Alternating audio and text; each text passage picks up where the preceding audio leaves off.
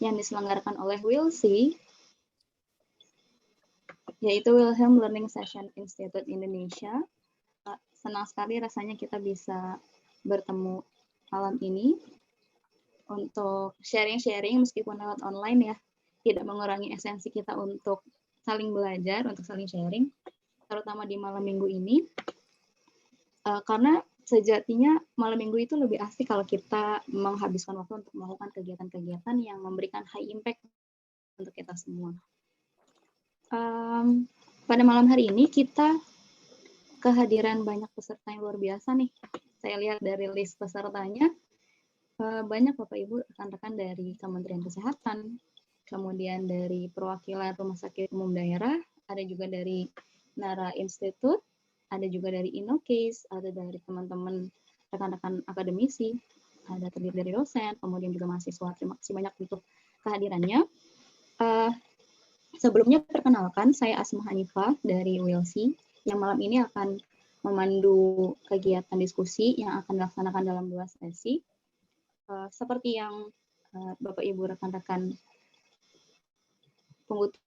tunggu, kita malam ini akan membahas soal kanker. Yang seperti kita tahu, hingga saat ini Indonesia masih menganggap kanker menjadi sebuah momok yang menakutkan ya. Penyakit yang pasti ingin sekali kita hindari supaya kita tidak termasuk ke orang-orang yang suffering kanker. Nah, berdasarkan data yang didapat dari Global Burden of Cancer, dalam 2 tahun ini dari tahun 2008 mengalami kenaikan sebesar 8,8% untuk kasus kematian karena kanker, kemudian kasus-kasus baru dari kanker yang membuat kita semakin takut terhadap kanker. Padahal beberapa metode penyembuhan sudah dilakukan oleh tim medis, kemudian sudah diupayakan terhadap pasien, cuman terkadang justru memberikan efek samping yang memberikan dampak kurang baik bagi pasien itu sendiri. Nah, saat ini sedang berkembang metode baru yang kabarnya menjadi metode penyembuhan kanker yang mutakhir, disebut dengan imunoterapi. Nah, hari ini kita akan bahas soal imunoterapi bersama pembicara kita yang sangat mahir di bidangnya, yaitu ada Kak Yudi Nugraha, PhD. Beliau adalah researcher dari CNIO, Spanish National Cancer Research Center, sekaligus juga sebagai senior lecturer in Faculty of Medicine di UPN Veteran Jakarta. Mungkin kita say hi dulu untuk Kak Yudi. Halo Kak Yudi. Selamat malam.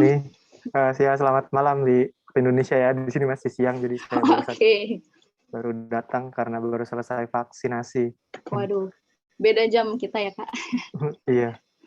Malam ini kita akan terdiri dari 2 sesi. Sesi yang pertama adalah penyampaian materi atau sharing dari Kak Yudi. Jadi Kak Yudi akan mengenalkan kepada kita semua apa sih imunoterapi itu, bagaimana mekanisme kerjanya, kemudian bagaimana pengembangannya dalam dunia medis untuk mengangkat kanker. Nah, di sesi kedua kita ada sesi diskusi. Jadi untuk Bapak Ibu rekan-rekan semua, apabila ingin melakukan ingin bertanya, silakan gunakan fitur raise hand. Maka kami akan prioritaskan pertanyaan Bapak Ibu. Cuman kalau takut lupa nih pertanyaannya, bisa dicantumkan saja di kolom chat. Nanti kami akan bantu untuk bacakan pertanyaannya di sesi yang kedua. Oke, tanpa berpanjang-panjang kata, kayaknya kita penasaran banget nih mau dengerin pemaparan dari Kak Yudi. Langsung aja kita berikan waktu dan kesempatan kepada Kak Yudi. Dipersilakan.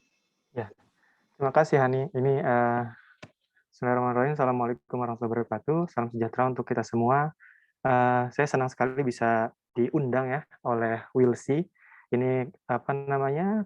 Saya waktu itu ikut pelatihan training Mendeley. Waktu itu saya dapat sertifikasi dari Mendeley langsung melalui WILSI. Kemudian kemarin minggu lalu juga ada Python ya. Itu apa namanya? Semoga bisa lanjut. Makanya saya senang bisa diundang di sini untuk sharing terkait apa namanya? Imunoterapi. Di sini juga saya melihat, saya minta data dari apa namanya? Panitia ya, bahwa audiensnya luar biasa nih. Saya juga jadi apa ya? Soalnya sebab di awal-awal mungkin ini tujuannya untuk mahasiswa atau apa, tapi ternyata yang tertarik luar biasa.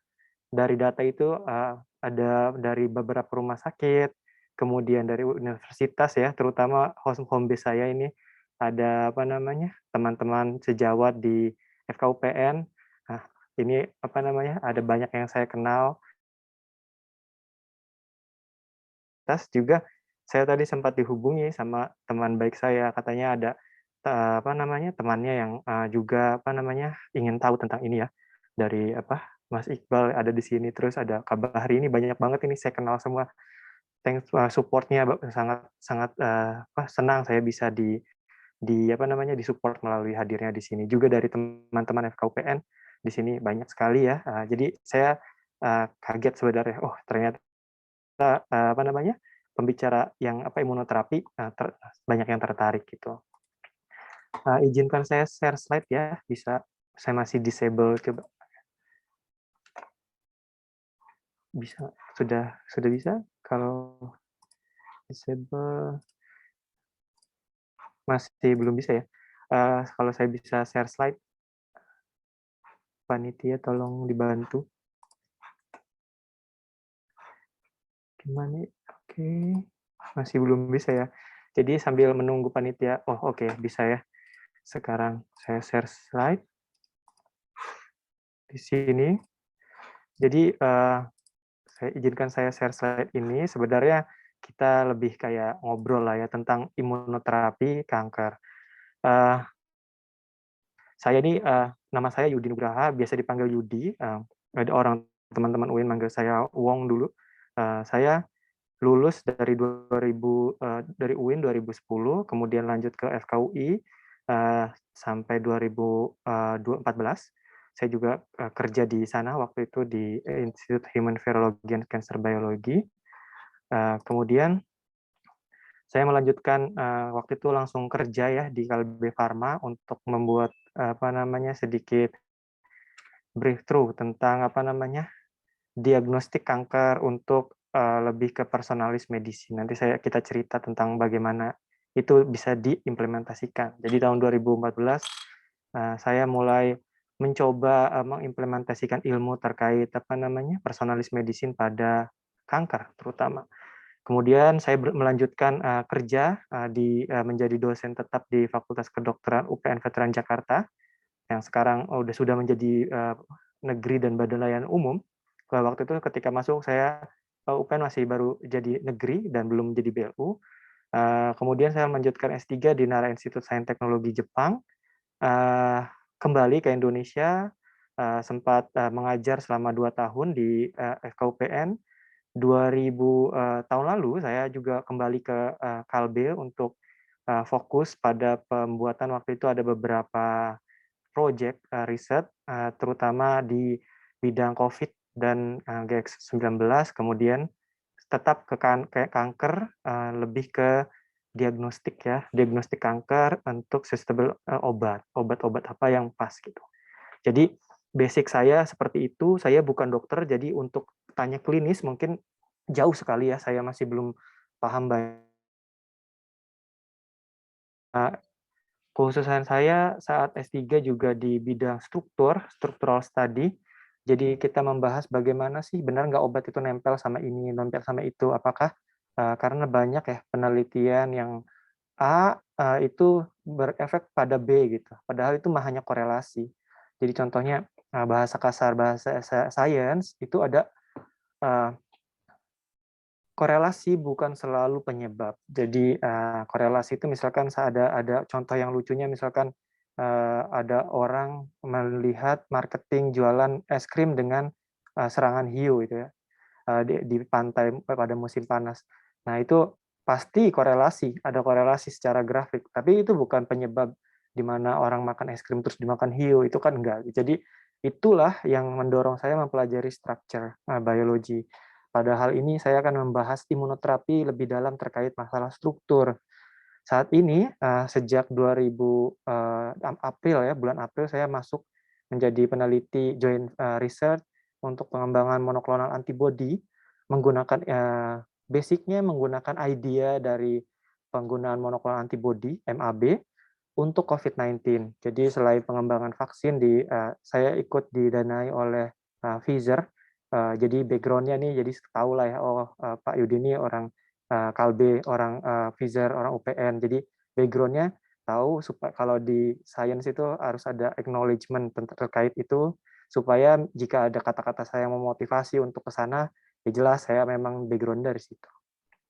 Saya sejak bulan April mencoba untuk membentuk satu komunitas research ya di di Indonesia terkait struktur. Jadi memang di Indonesia belum ada. Saya juga kalau bisa sih nggak pergi-pergian ya. Saya senang banget di Indonesia, makanannya terutama. Tapi sayangnya structural study itu belum ada di Indonesia. Alat-alatnya paling dekat itu ada di Jepang. Spring 8, kemudian di paling sedekat mungkin di Indonesia belum ada. Jadi alat-alat ini yang mendorong saya harus keluar gitu. Saya sebenarnya sedih di saat ini juga gitu ya.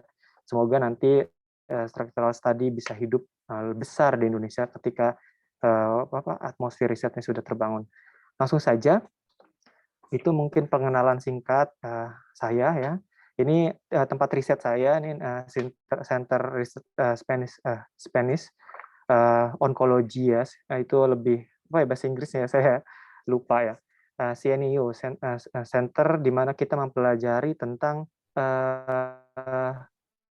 kanker. Jadi saya ingat sekali kata-kata salah satu penggawa riset ya di Bapak patologi anatomi waktu itu, Profesor Santoso Kornin, waktu itu yang mengajak saya ke Kalbe waktu itu. Beliau adalah guru besar ya di FKUI, waktu itu almarhum, menceritakan saya bahwa biologi molekuler, riset-riset tentang kesehatan itu adalah hikmah baik dari kanker. Jadi walaupun saya sebenarnya penelitian biologi molekuler termasuk PCR, termasuk pembentukan vaksin, antibodi monoklonal, semua ya yang kita akhirnya menghadapi pandemi lebih baik dibandingkan dengan zaman dulu tahun 18 sekian itu menghadapi flu Spanyol waktu itu. Itu sangat amat berbeda jauh sekarang. Walaupun di Indonesia sekarang ada second wave, tapi secara general seluruh dunia kita menghadapi itu lebih baik dibandingkan dengan pandemi sebelumnya. Karena apa? Karena perkembangan biologi molekuler itu sangat pesat, terutama bidang imunologi.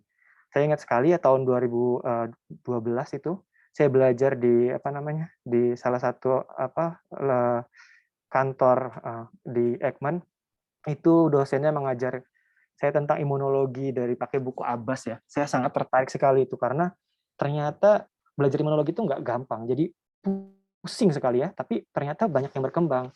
Nah, banyak yang berkembang, nggak cuma waktu dulu saya mungkin kita cuma tahu ada beberapa misalkan antibodi humoral, seluler humoralnya, kemudian kita ngelihat sistem imun seluler humoral, innate, adaptif, cuma segitu. Tapi ternyata ketika dibahas, wah itu banyak sekali ya perintilannya. Jadi saya lihat, oh ini ilmu yang terus berkembang.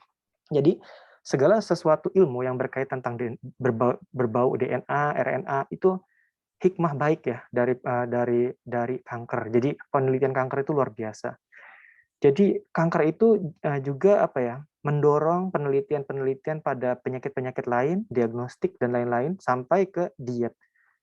Di Kalbe Farma sekarang ada untuk melihat apakah dia memutasi, apakah obat ini susceptible dengan obat itu gitu. Melihat dari mutasi, misalkan kankernya apakah EGFR-nya mutasi, BRAF-nya mutasi, BCR-ABL-nya mutasi, macam-macam kanker ya beda ya biomarkernya. Itu sangat seru dibahas untuk peneliti gitu ya. Dan itu kita sedang berjuang untuk para pasien yang sangat amat saya melihat perjuangan kanker itu luar biasa ya. Support dari keluarga, support dari lingkungan itu sangat penting ya. Terutama para medis ya dalam hal ini.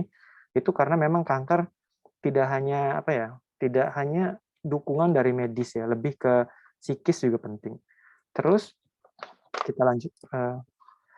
Nah, cancer immunotherapy itu sebenarnya sejak tahun 2013-2014 meledak sekali ya, ketika Honjo Sensei ya, Honjo Sensei itu salah satu peneliti besar ya di Jepang, menemukan salah satu inhibitor checkpoint. Jadi pada perkembangan kanker beliau menemukan salah satu hal penting ya terutama.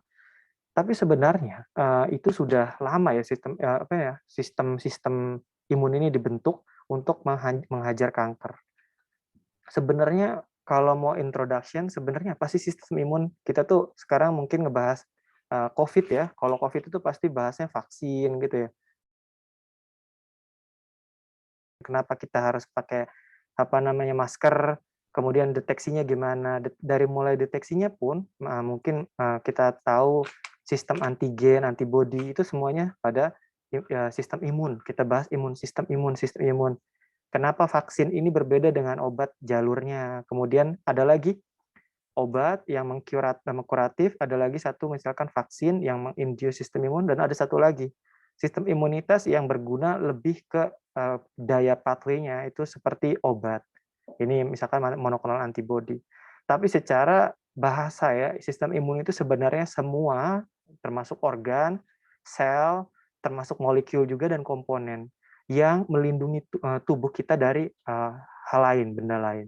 Nanti kita akan bahas, termasuk juga misalkan kalau kita bahas sistem imun itu termasuk barrier kulit, kemudian mukos, saliva, kemudian itu termasuk dalam rangka ya menjaga tubuh kita dari foreign matter. Di sini nanti kita akan bahas tentang apa itu antigen, apa itu antibodi di sana. Tapi sebenarnya bagaimana sih sistem imun itu bisa membedakan antara yang asing sama yang tidak? Kalau sebab ada kasus misalkan kasus sistem imunitas yang asing bisa dilawan itu normal, tapi sistem imun yang malah menghajar diri sendiri, artinya menghajar self antigen itu bisa terindikasi pada banyak kelainan. Jadi ada beberapa penyakit ya sindrom yang kita tahu itu menghajar tubuh kita sendiri. Ini juga orang terus mempelajari dari mulai mempelajari mekanismenya, hipersensitivitasnya, bagaimana tipe berapa, semuanya sudah dipelajari. Dan cikal bakal ilmu inilah yang akhirnya mendorong para ilmuwan bisa memahami dan menggunakan sebagai tools untuk memerangi kanker. Jadi sistem imun itu luar biasa ya. Nah, para ilmuwan tuh sudah secara sederhana ya melihat bahwa ini sederhananya saja. Sistem imun itu banyak sekali ya, dari mulai epithelial barrier seperti kulit, kemudian fagositosis pada misalkan oleh makrofag, kemudian ada NK sel, ada sistem komplement, itu kompleks sekali. Kemudian ada sistem adaptive immunity dan ini yang berkaitan dengan humoral dan seluler. Kalau kita dengar kata ada sel T itu misalkan sel yang matang di timus disebut sel T, kemudian ada sel B itu yang matang di bone marrow. Jadi pergerakannya sel B disebut itu humoral karena dia bekerja di banyak tempat, artinya dia ada di peredaran darah, kemudian dia juga bisa pergi-pergi. Kemudian kalau sel T dia disebut seluler karena bekerja pada sel itu, seluler. Nah, ini semuanya sebenarnya apa ya, mungkin sudah banyak yang tahu karena saya lihat audiensnya juga sangat tertarik dengan sistem imun, itu hanya brief story of immune system ya. Dan di sini juga ada kalau immunity itu bahasa kasarnya mungkin first line dari sistem imun, di mana bisa cepat gitu ya, langsung. Tapi perlu diingat bahwa ini kerjanya itu enggak sendiri-sendiri, jadi saling berkoordinasi satu sama lain. Kalau saya beranalogi seperti satu negara, kemudian ada kerajaan gitu ya. Nah, di situ ada TNI, ada TNI Angkatan Darat, Angkatan Laut, Angkatan Udara, polisi gitu kan, sampai satpam. Itu kalau saya dulu waktu belajar ABAS itu menganalogikan seperti itu ya, mana satpam, mana polisi, itu seru juga. Tapi apa yang mau disampaikan bahwa sistem imun ini sudah lumayan secuil ya dipelajari dari sistem imun yang sangat luas oleh manusia. Banyak orang masih penasaran tentang kompleksnya sistem imun ini. Kemudian apa sih kanker ini? Pertanyaan yang sangat amat banyak orang tahu ya, tapi sebenarnya pada prinsipnya sangat kompleks. Jadi waktu itu pernah ada satu konsorsium, mereka ingin menjelaskan satu faktor utama, walaupun disebut kanker itu multifaktor, tapi mereka ingin tahu sebenarnya faktor utamanya itu apa sih gitu ya. Setelah dipelajari jadi bahwa tidak ada faktor utama, ini satu kecenderungan satu sama lain. Dan terakhir ada satu joke ya, bahwa kanker itu keberuntungan, lucky or unlucky. Karena akhirnya setelah diteliti ada orang yang punya hidup baik, genetik baik, tapi kena kanker pada satu misalkan karena infeksi virus atau mutagen yang lain. Jadi itu banyak ya, mungkin kayak Final Destination itu satu masuk sini tapi selanjutnya ada lagi. Nah, itu multifaktor. Saya sebenarnya ada momentum ya, saya tertarik sekali dengan kanker karena apa ya, kanker ini bisa kena oleh siapa saja, bukan misalkan oleh orang yang bapak ibunya misalkan pernah kena kanker, kemudian anaknya kena kanker, itu enggak selalu terjadi. Ada orang yang sehat, ada orang yang baik-baik saja, kemudian kena kanker, karena itu banyak multifaktor. Nanti kita faktornya bisa sebenarnya apa sih yang terjadi? Sebenarnya satu, uncontrolled cell division.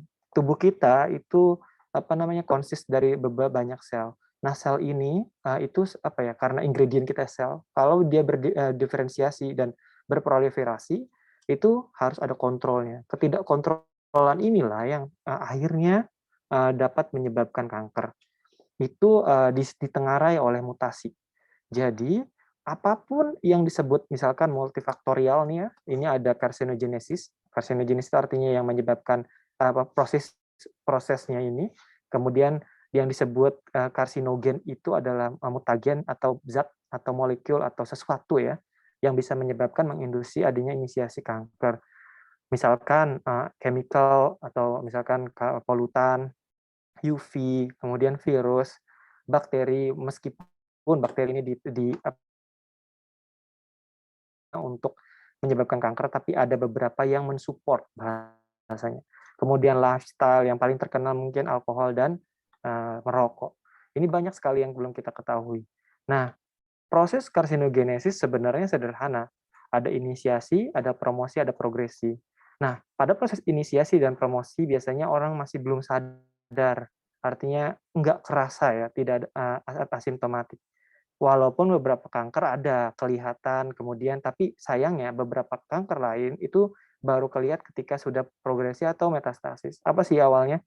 Inisiasi itu adalah proses di mana kanker itu mula-mula itu menginduksi satu mutasi tertentu. Kalau di saat ini biasanya ada checkpoint, kemudian diperbaiki. Ini masih bisa diperbaiki. Tapi akumulasi dari itu menyebabkan adanya promosi. Promosi ini nanti didorong oleh lingkungan yang baik dari satu sistem tubuh.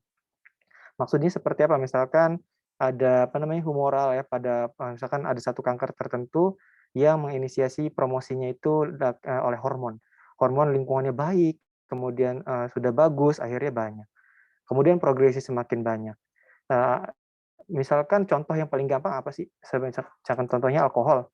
Alkohol dia yang paling gampang. Alkohol mungkin menginisiasi misalkan alkohol itu misalkan itu kan ada ketika diminum orang ya orang itu kemudian liver itu tidak bisa ya mengadaptasi proses pembentukan ya asetaldehid ya. Kemudian sayang ya di Indonesia itu ada penelitian Prof. Ina itu ada beliau menjelaskan bahwa ada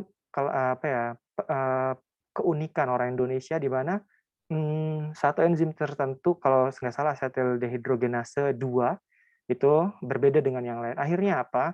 Ketika asetaldehid itu seharusnya menjadi gugur asetil yang akhirnya lebih baik gitu ya, bisa dibuang kemudian diolah ya. Tapi orang Indonesia itu kecenderungan genetiknya itu akhirnya tidak bisa merubah itu dengan lebih baik ketika ketimbang orang lain. Akhirnya apa? Itu memicu itu adanya inisiasi. Kemudian dipromosikan lagi, kemudian masuk ke progresi. Itu seperti itu. Makanya alkohol contoh yang paling gampang lah ya. Kemudian ada virus ya. Virus juga mungkin dianggap kecil sekali ya, tapi virus tidak bisa dianggap remeh karena beberapa virus misalkan kanker serviks ya, itu dianggap biang keladinya adalah virus HPV misalkan. Kemudian makanya di imunoterapi juga termasuk ada pembuatan vaksin. Makanya vaksin misalkan ada Gardasil misalkan atau apa ya untuk HPV itu masuk ke dalam imunoterapi. Jadi imunoterapi nggak cuma inhibitor checkpoint, kemudian yang ada map-mapnya, tapi juga vaksin. Karena apa yang perlu dianggap bahwa kanker itu luas, kanker itu luas. Setiap kanker punya karakteristik sendiri. Misalkan kanker payudara sangat berbeda sekali akan dibahas misalkan apa namanya tata laksana mediknya dengan glioblastoma. Itu jauh berbeda. Nah, kanker imunoterapi sendiri sebenarnya sudah apa namanya menjadi harapan ya. Dimulai dari 100 tahun yang lalu. Itu sudah ada penelitian-penelitiannya. Gimana sih penelitian 100 tahun yang lalu? Itu sebenarnya sangat sederhana ya waktu itu, nanti kita bahas. Tapi perbedaan apa sih sampai sekarang? Kita ketahui bahwa perkembangan zaman untuk meneliti kanker itu sudah lebih baik melihat dari sistem imun. Imunologi sudah dibahas ya, mungkin imunologi buku yang dulu misalkan tahun 2014, sekarang sudah ada banyak update. Ada perbaikan-perbaikan dari publikasi-publikasi yang biasanya malah apa ya, seru, ada dinamika akademis. Artinya dinamika akademis itu kalau saya misalkan saya belajar misalkan bahas cloning misalkan, meng-cloning gen, itu tekniknya udah lama ya, sudah lama sekali. Sekarang saya masih menggunakan teknik itu. Sementara sistem imunologi ya, ketika kita baca tahun 2014, kemudian kita baca lagi tahun 2021 gitu ya, itu sangat berbeda. Oh ternyata ini seperti ini, atau ada tambahan kontribusi dari misalkan interleukin berapa yang kaskadenya rumit, tapi seru gitu kalau bisa dibahas. Nah, perbedaan pengetahuan dari 100 tahun ini adalah yang bisa melahirkan new strategi, strategi baru untuk jadi harapan baru meng-cure cancer. Sebenarnya sejarahnya itu diawali dari imunoterapi oleh salah satu disebut ya bapak imunoterapi William Coley. Itu beliau menginduce ya. Jadi kalau kebayangan sebenarnya eh, sistem imun itu kan ada di badan manusia. Kanker itu kan sesuatu yang anomali ya. Tapi kenapa sih sistem imun enggak nyerang? Ternyata mungkin dia lupa. Itu waktu zaman dulu pikirannya seperti itu. Mungkin dia lupa, kemudian diinduksi oleh satu infeksi buatan. Jadi waktu itu menggunakan salah satu bakteri, kemudian bakterinya itu sebagai inducer. Untuk sistem imun, bangun dong gitu, jangan lupa, jangan sampai ketiduran ini ada kanker gitu. Itu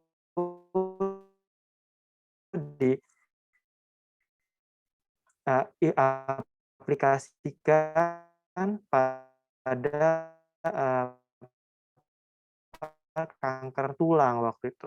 Makanya waktu itu Koli ini jadi bapak imunoterapi walaupun waktu itu tidak ada yang ngeh gitu ya bahasanya, ya udah lupakan sajalah gitu.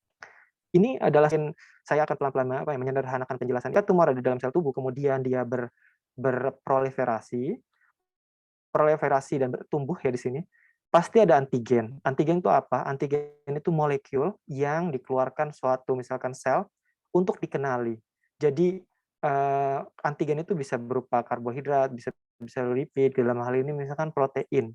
Nah, potongan dari antigennya ini, ibaratnya kalau saya misalkan kita hidup di satu komunitas tertentu, saya sekarang misalkan tinggal di Madrid, nggak mungkin dong eksistensi saya benar-benar nggak bisa dilihat gitu. Pasti ada satu, dua, misalkan saya meninggalkan sampah atau meninggalkan beli makanan, kelihatan lah ya.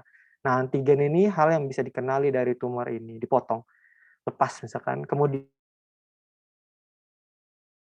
disebut dendritic cell ini disebut APC, antigen processing cell. Jadi dia yang memproses itu dibawa ke sarang. Sarangnya lymph node. Di sarang yang warna hijau ini dia masuk membawa si antigen itu. Dia mungkin bahasa mudahnya apa ya? Dia datang ke satpam gitu ya, tapi cuma bawa topi dari maling gitu ya. Kemudian datang ke satpam, pas satpam gitu kan. Saya dapat nih apa namanya? Ciri-ciri malingnya. Kemudian di sini nih mungkin jangan satpam deh ya, ini Mabes Polri. T-sel itu sel yang belum aktif, dia masih santai nih, masih di pos jaga, pos jaganya itu di lymph node. Nah, aktivasi ini ketika dia dikenalkan, nah sel T reseptor itu tangannya gitu ya, mengenalkan. Kita pernah ingat ada sistem key and lock pada protein. Ketika dia apa namanya bentuknya pas gitu ya, nempel sama MHC nih, kemudian dia akhirnya kenal. Oke, akhirnya diaktifasi juga, digas sama CD8 DB7 ini. Nah, sel T-nya nggak jadi naif lagi, dia sudah aktif. Kemudian apa yang dilakukan? Dia keluar ke sirkulasi dan activated cytotoxic cell ini mengeluarkan banyak sekali porforin dan granzin ini untuk membunuh si tumor misalkan. Nanti akhirnya dia mati. Lah, ini kan sistemnya yang baik ya, yang artinya di awal-awal mungkin masa promosi akhirnya kita mungkin sebenarnya beberapa orang kena karsinogen udah tumbuh tuh tumornya.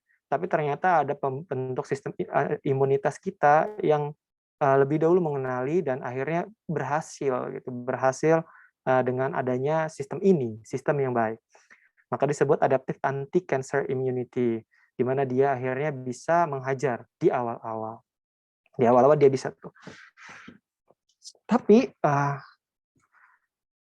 ini masih jadi pertanyaan akhirnya bertahun-tahun orang. Kok pertanyaannya apa sih? Pertanyaannya mungkin terus gimana sih kanker itu kabur dari sistem imun yang galak ini gitu? Kok bisa sih gitu ya? Kalau kita peneliti bicara bahwa kalau kita tahu mekanismenya, berarti kita bisa meng-cure cancer dengan mudah dong gitu kan. Karena sistem imun kita itu bisa dianggap menjadi pahlawan akhirnya. Oke. Jadi bagaimana cancer bisa kabur dari sistem imun? Molekuler pathway-nya bisa menjadi strategi baru dalam menentukan terapi masa depan. Nah, setelah itu banyak penelitian yang ini akhirnya digabung ya, diteliti bagaimana sih mereka itu bisa cycle-nya cancer immunity ini dari immune response.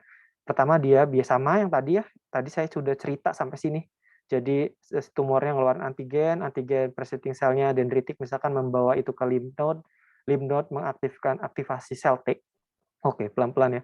Sel T kemudian selnya udah aktif ke blood vessel. Kemudian akhirnya dia ada infiltrasi masuk ke dalam, kemudian akhirnya sederhananya, sebenarnya ini kompleks sekali, tapi sederhananya seperti itu. Kemudian peneliti berpikir, apa sih yang menjadi gas dan rem supaya dia bisa terstimulasi sebaik ini gitu. Kan kalau baik kayak gini kan akhirnya keluar, akhirnya di killing cancer gitu kan. Ternyata ada banyak sekali stimulat dalam proses ini. Nah, beberapa yang paling terkenal itu misalkan interleukin, kemudian CD itu cell differentiate berapa gitu itu nama-namanya. Kemudian ada juga hormon ya, growth factor, vascular endothelial growth factor, misalkan T cell receptor juga berpengaruh sebagai stimulator. Ada yang sebagai gas, ada yang sebagai rem. Jadi di sini yang paling banyak. Kemudian akhirnya peneliti mencoba banyak strategi. Jadi sekarang dianggap misalkan kita pakai kemoterapi gitu ya. Tapi sebenarnya di luar itu peneliti lagi berbondong-bondong sekarang. Makanya imunoterapi itu menurut saya adalah kalau misalkan lagi penelitian, misalkan ini banyak banget ya peneliti di sini. Saya berharap banyak sekali yang concern terhadap imunoterapi karena ilmunya masih baru dan ke depan itu banyak sekali peluang untuk bisa berkembang. Masih banyak yang belum difahami. Meskipun di sini ada beberapa cerita ya. Kalau di sini kita lihat yang mau saya bahas, di sini ada kemoterapi kalau di fase-fase awal, radiasi terapi. Tapi ketika dia si antitigen udah mengeluarkan antigen kemudian dia di makrofag udah ada di sini, itu bisa dicoba pakai vaksin. Nah, ada juga anti CTLA-4 itu terkenal ya di awal-awal untuk sebagai checkpoint inhibitor. Jadi disebut priming atau activation fase aktivasi. Kemudian di sini, tapi ada juga yang CAR. CAR itu sel T-nya nanti dibahas ya, sel T-nya dikenalkan, kemudian dimasukin lagi bahasan mudahnya. Kemudian ada yang paling bagus ya, yang menurut saya paling promising yang saya akan bahas pada malam ini. Jadi untuk PDL1 dan anti PD-1. Ini sedang dikembangkan banyak sekali. Nah, di type imunoterapi itu sebenarnya ada banyak yang nggak mungkin kita bahas malam ini semuanya. Mungkin bisa series ya, kita ngobrol-ngobrol nih malam mingguan bersama Wilsi terkait dengan tipe-tipe imunoterapi yang sudah dibahas, misalkan vaksin. Apa sih contohnya? Oke, vaksin itu misalkan ada apa namanya, Gardasil misalkan contohnya, sebut merek ya, nggak boleh. Ada banyaklah vaksin-vaksin, HPV misalkan, terus ada juga beberapa jenis vaksin yang meng-induce sistem imun kita supaya bangun. Nah, yang saya akan bahas hari ini adalah checkpoint inhibitor, di mana itu yang dikenal ya CTLA-4 dan PD-1 dan PD-L1. Nanti kita akan bahas apa sih itu gitu. Karena yang lain mungkin butuh waktu banyak. Tapi sebelumnya yang ingin dijelaskan sedikit tentang CAR T-cell terapi. CAR T-cell ini terapinya, gimana sih terapinya sebenarnya? Terapinya sebenarnya sel T-nya diambil dari manusia, kemudian sel T-nya itu dimasukin insersi untuk bisa dapat akhirnya mengenali si ibaratnya ya polisinya itu dipanggil, habis itu polisinya dikasih tahu, nih bentuk si sel sistem si kanker kayak begini ya, kalau kamu akhirnya ketemu dihajar deh gitu kan. Akhirnya di labnya diperbanyak. Kemudian setelah diperbanyak dimasukin lagi melalui infus ke pasien dan akhirnya menghajar kanker. Karena kenapa? Kemoterapi itu masih dibutuhkan ya, masih sangat dibutuhkan, tapi kekurangannya itu dia masih belum targeting. Jadi sulit sekali targeting, apalagi misalkan harus melalui sawar darah yang ada di tempat-tempat khusus lah ya, sulit ya ininya. Ada juga tapi sel terapi ini kesulitannya karena kelihatannya gampang, diambil darahnya kemudian diinsersi, tapi pada penata laksanaannya ini sangat sulit ya. Kadang pada laboratoriumnya gagal untuk mengekspand ya. Di sini ada Mas Iqbal ya dari IMERI. Itu sering ini kali ya, sering banyak kerja sama cell culture. Kadang sih cell culture berbaik hati, selnya masih bagus gitu pasasenya. Tapi kan ini orang kena cancer, sel T-nya juga mungkin sudah berubah misalkan. Itu sulit untuk memperbanyak expand-nya. Kemudian ada juga yang nggak bisa di-harvest karena sesuatu. Kemudian ada resistensi juga sebenarnya ini. Ada juga yang dia lepas, akhirnya dia relapse lagi jadi sel biasa lagi. Jadi dia nggak punya kemampuan untuk mengenali, lupa gitu. Sel T-nya lupa lagi, padahal udah diajarin gitu untuk dikasih tahu bentuknya seperti itu. Kemudian juga ada kekurangan, ada toksisitas ya, karena ini bagaimanapun juga ada sel dari luar, dari in vitro diperbanyak, klonnya, kemudian dimasukkan kembali. Kemudian ada ini yang sekarang lagi dihadapin. CAR T-cell itu biasanya untuk sel-sel darah ya, untuk sel-sel yang misalkan sel yang lain, misalkan solid tumor, itu susah untuk diobatin sama CAR T-cell karena ini kan T-cell. T-cell itu kan ada bukan humoral ya, ini seluler, jadi kerjanya di sel. Agak-agak sulit masuknya gitu pembukaan. Kemudian juga ada sel dendritik nih ya. Nah, sel dendritik ini dendritik itu kan yang ngenalin ya APC dituin, dikenalin juga, dikasih tahu nih begini bentuknya, kemudian diklon, diperbanyak, dimasukin. Saya melihat bahwa salah satu adaptasi ini juga yang agak saya bingung ya, adaptasi dendritic cell maturation itu digunakan untuk vaksin ya kalau saya nggak salah ya, tapi saya nggak mau bahas di sini tentang vaksin Nusantara. Tapi itu unik ya, bagaimana konsep berpikir saintis ya, bagaimana apakah ini bisa diterapkan pada jutaan manusia yang sekarang membutuhkan vaksin itu, atau ini adalah personalis medicine yang cakupannya nggak seluas implementasinya. Jadi biasanya kalau mau bikin vaksin itu harus mikirin ke ekonominya juga, secara ekonomi. Nanti kita akan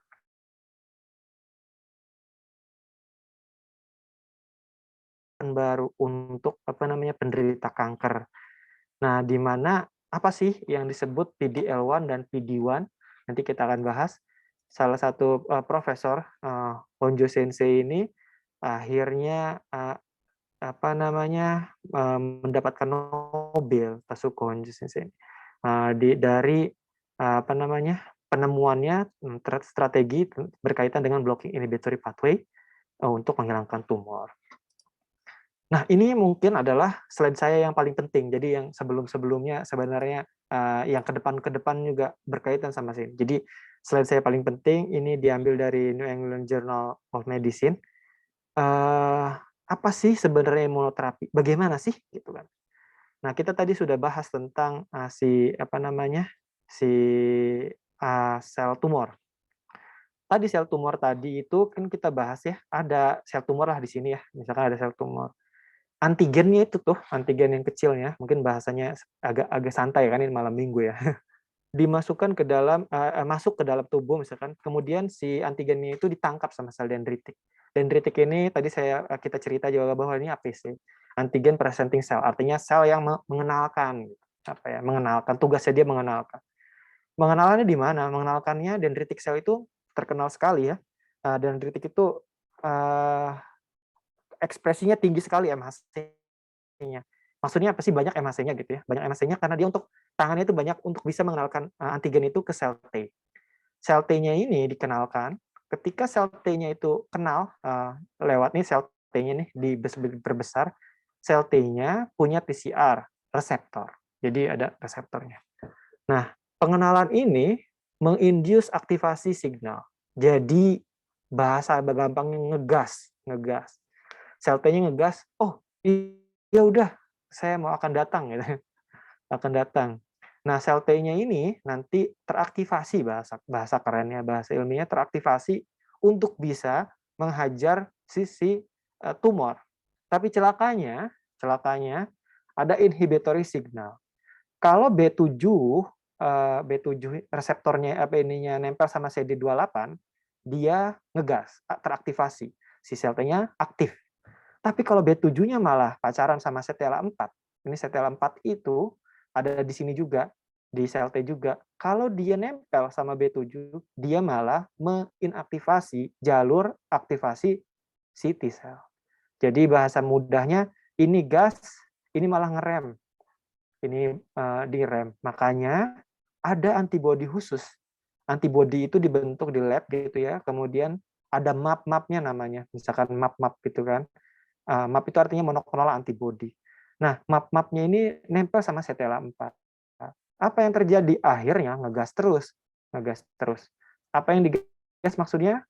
Aktivasi dari si sel T. Jadi sel T-nya nggak dibohongin lagi tuh sama si tumor, nggak sama kanker.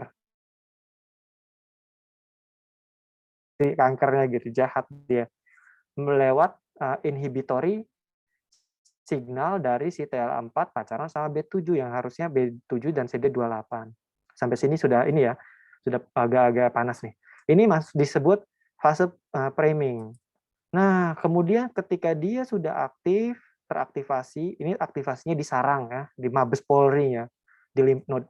Akhirnya sel T-nya pergi ke peripheral tissue lewat blood vessel, bisa bisa jalan-jalan dia. Akhirnya dia udah cari tahu nih kanker yang mana nih. Gitu. Mau saya mau saya apa namanya? Bunuh misalkan. Tapi T selnya lagi udah aktif nih, udah lagi panas-panasnya.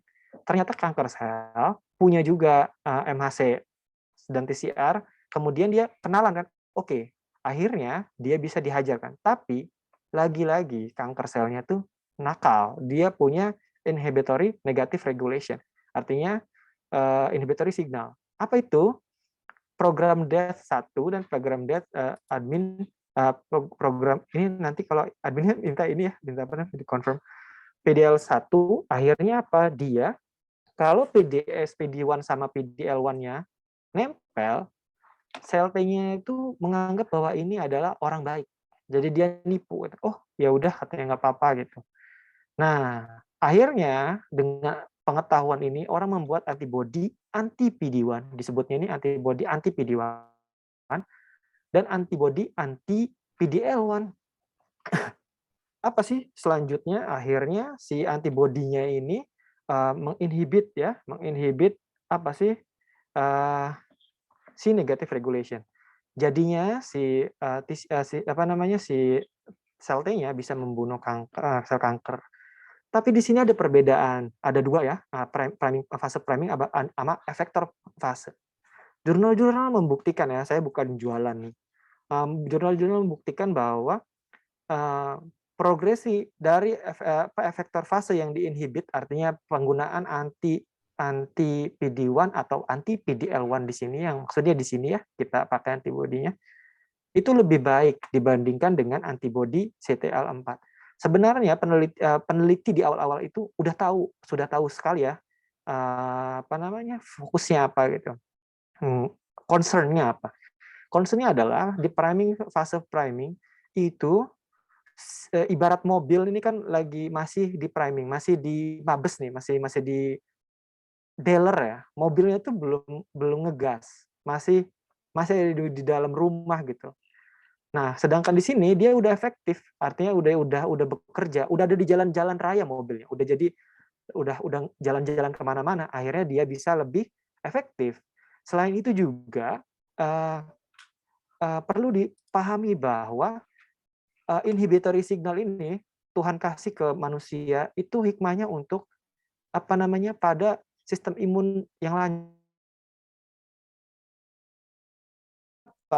Orang berpikir pada ketika kita menginduksi ya, menstop jalur apa namanya inaktivasi, bahasa kasarnya kalau kita menghajar terus, ngegas terus di priming fasenya, tidak mungkin ya di jurnal itu tertulis, bukan tidak mungkin ini akan menginduksi sistem autoimun pada manusia. Artinya ada apa namanya side effect yang bahaya sekali karena si sel T-nya ngegas terus, berproliferasi, berdiferensiasi menjadi aktif terus menerus. Akhirnya bisa menginduksi adanya autoimun. Jadi beberapa yang paling banyak, walaupun masih banyak ya CTLA4 antibody yang digunakan, bagus juga efeknya, tapi PD-1 dan PD-L1 akhirnya lebih banyak dipercaya ya. Kemudian ini ya bahasa gampangnya, CTLA4 dan PD-1 dan PD-L1. Kalau di sini ada CTL, kemudian dia dipacarin ya, harusnya pacaran sama PD-L1 dan PD-1, akhirnya si tumor selnya ini kalau pacaran nggak dibunuh. Sama juga misalkan pada antibodinya ditempel di sini, anti PD-1. Akhirnya apa? Si ininya bisa membunuh. Makanya di sini digambarkan sedikit tentang bahwa di sini ada gas, ada kunci ya, apa namanya aktivasi mulai T-cell reseptornya sama antigen ininya berikatan. Akhirnya kenalan, ini baru nyalain kunci. Ada juga misalkan CD8 dan B7. CD8B7 itu gasnya. Jadi gasnya untuk membunuh sel. Kalau kita bahas yang di sebelumnya, ini ketika dia pacaran nih, B7 dan CD28-nya, kalau dia berikatan, akhirnya teraktivasi deh sel T-nya. Akhirnya bisa membunuh. Disebut gas. Di sini rem. Remnya nih untuk mengerem aktivasi si sel T. Akhirnya nggak bisa ngebunuh. Sama juga PD-1 dan PD-L1. Rem-rem inilah akhirnya yang mau diblongin sama siapa? Sama peneliti menggunakan antibody drug untuk dia bisa masuk ke ini. Jadi dia dibentuk lebih, afinitasnya lebih kuat. Nanti kita akan bahas. Nah, penemuan inilah akhirnya yang bisa menolong ya banyak orang ya sekarang anti PD-1 akhirnya dia si activated cell-nya tuh tahu, wah saya selama ini ditipu gitu kan. Kemudian dia expansion, kemudian dia membunuh lewat apa namanya porphyrin dan granzin ya, dibunuh melewat apa namanya senyawa tertentu. Seperti itu. Ini penemuan makanya nggak heran ya penemuan out of the box ini diganjar Nobel langsung. Nah, konsep awal nih di sini apa namanya? Ada Ibu Cut nih pakar reproduksi ya tentang plasenta dan apa namanya PD-L1. Orang dulu melihat bahwa plasenta itu kan sebenarnya ada antigen asing karena ada sumbangsih dari orang tua ayah ya ke badan ibunya. Nah, bagaimana sih badan kita itu di dalam tubuh seorang ibu itu imun respons seorang ibu itu apa ya nggak menyerang si plasenta. Ternyata lagi-lagi di plasenta itu ada PD-L1-nya. Jadi PD-L1 ini akhirnya menempelkan diri ya ke sistem imun. Oh, kita teman loh. Di tumor itu juga kelihatan sekali PD-L1-nya terekspresi dengan jelas ya sama jelasnya di plasenta. Akhirnya orang ini awal muasal orang berpikir apa sih PD-L1 gitu, apa sih PD-1? Dia adalah inhibitory signal untuk dibunuh oleh sel T. Nah, PD-L1 juga itu menjadi biomarker ya, biomarker untuk exhausted cell. Jadi kalau kita lihat exhausted cell itu sel yang capek ya, capek karena dia terus-terusan berproliferasi, division tanpa henti. Akhirnya apa? Dia PD-L1, kalau dia ada PD-L1-nya berarti PD-L1 itu lebih apa namanya? Jadi biomarker waktu awal-awal ya, belum menjadi target terapi gitu sebelumnya. Nah, saat ini sebenarnya sudah banyak ya di pasar, bukan pasar ya, tapi di market ya, di dunia sudah banyak dijual ya, anti PD-1 dan anti PDL1. Anti PD-1 dan PDL1 ini sebenarnya lebih ke apa ya, fokusnya adalah menginhibisi jalur si rem tadi supaya blong gitu. Ini udah banyak yang masuk ya. Tapi anti PD-1 dan PDL1 itu memang masih terbatas ya penggunaannya pada kanker-kanker tertentu. Kalau saya secara pribadi saya nggak begitu paham dan nggak begitu apal. Bahkan waktu waktu apa namanya untuk personalis medicine ini saya masih buka ya terkait ini apa sih masih belum begitu paham tentang anti PD-1 dan PDL1 yang dijual. Tapi mekanismenya saya sedikit mengerti tentang yang tadi ceritakan. Ini PD-1 dan antibody yang terkenal sekali Pembro ya. Kalau ada mapnya itu monoklonal antibody, nivolumab mapnya itu antibody. Tadi ada yang mentargetkan si PD-1, ada yang satunya lagi mentargetkan PDL1 ya. Jadi mana yang lebih baik? Ini PD-1 is better than chemo in melanoma. Ini untuk melanoma ya. Jadi nggak semua kanker itu ada banyak banget jenisnya. Jadi tidak bisa secara umum bisa diimplementasikan ke yang lain. Ini dacarbazine ini itu kemoterapi. Itu apa namanya? Dibandingkan dengan PD-1. Di Kaplan-Meier plot ini ya, kita lihat bahwa di sini yang menggunakan nivolumab ini lebih baik ya. Artinya PD-1 itu untuk mentarget PD-1 itu lebih baik survival pasien persentasenya dibandingkan dengan kemoterapi. Ini lama waktunya ketika dibandingkan survivalnya itu yang menggunakan kemo lebih rendah. Sedangkan yang menggunakan PD-1 itu survivalnya masih di atas 70% pada lebih dari 15 bulan. Ini juga ada data odds ratio, ada 0,42 ya, itu lebih ke apa namanya baik. Kemudian ini juga Pembro, kemudian dengan kemoterapi di melanoma juga sama ya, lebih baik ya. Ini dia mencoba juga, oke, mereka mencoba juga menggunakan gram. Dilihat bahwa Pembro dengan peningkatan apa namanya kuantitas yang lebih banyak itu juga lebih baik. Kemudian di sini juga ada Pembro dan melanoma, ini dari Lancet juga sama, lebih baik dibandingkan baseline. Ini juga terlihat ya dari baseline-nya, diukur, kemudian dibandingkan, kemudian dibahas ini di New England Journal of Medicine, bagus sekali ya, salah satu jurnal dengan impact factor paling tinggi. Di sini ada lambrolizumab ini anti PD-1 untuk melanoma, kelihatan sekali ya kalau di sini ya, kesembuhan pasiennya. Tapi perlu diingat bahwa nanti kita akan bahas bagaimana sih sebenarnya secara molekuler mereka tuh bekerja. Ini juga renal cell cancer untuk menggunakan anti PD-1 monoclonal antibody dengan cohort. Kalau dilihat dari baseline-nya, yang on study ini selalu lebih rendah ya. Akhirnya perubahannya lebih luas lesinya juga lebih rendah. Ini juga sama menggunakan ini dari data Segal satu pertemuan ya tahun 2014 itu untuk PD-L1 monoclonal antibody. Itu juga sama banyak sekali data-data ya, NSCLC ini non-small cell lung cancer untuk kanker paru, itu terlihat banget ya perbedaannya, ada di bawah baseline semua, kemudian ini juga setiap, perubahannya nyata sekali ya kelihatannya, makanya dianggap, oke ini harapan baru.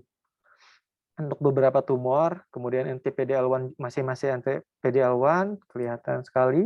Ini data-data mungkin bisa nanti saya share dari ke panitia ya terkait data presentasi saya boleh diambil. Kemudian ini juga ada perbandingan ya. Docetaxel itu obat kemo juga.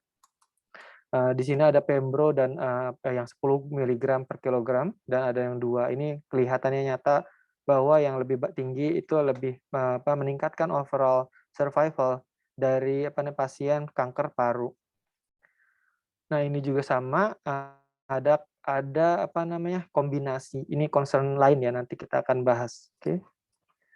Nah, selanjutnya itu kita akan membahas lebih dalam tentang structure biology. Jadi saya sembarian promo untuk bidang structure biology karena beberapa orang yang saya saya kenal ya, orang bidang struktur juga, itu pada pindah haluan pas pulang ke Indonesia.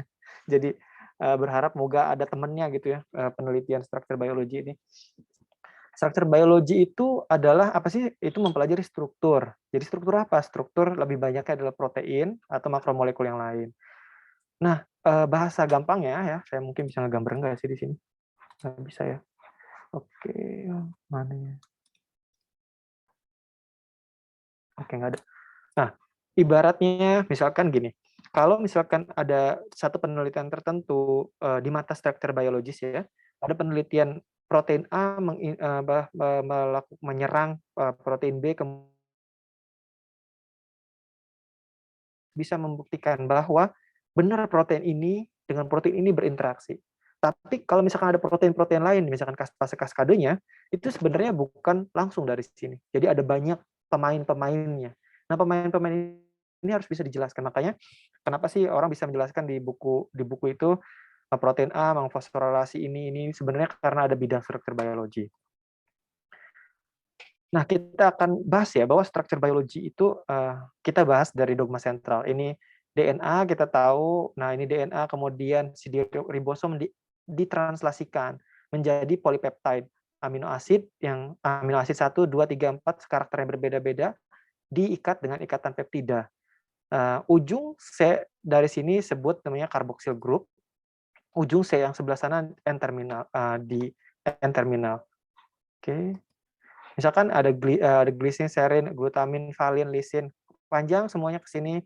Kita akan bahas di sini ada apa namanya C-terminal dan N-terminal. Karena COOH kalau kita bahas ya, ada protein. Nah, protein ini satu amino asid ini ada punya C, tangannya ada 4, satu ke R side chain. Side chain inilah yang membedakan misalkan lisin sama triptofan, alanin misalkan dengan isoleusin. Nah, ini semuanya ada di N. Ikatan ini akhirnya meningkatkan apa namanya, ada ikatan peptida yang khas sekali dengan si protein melahirkan air.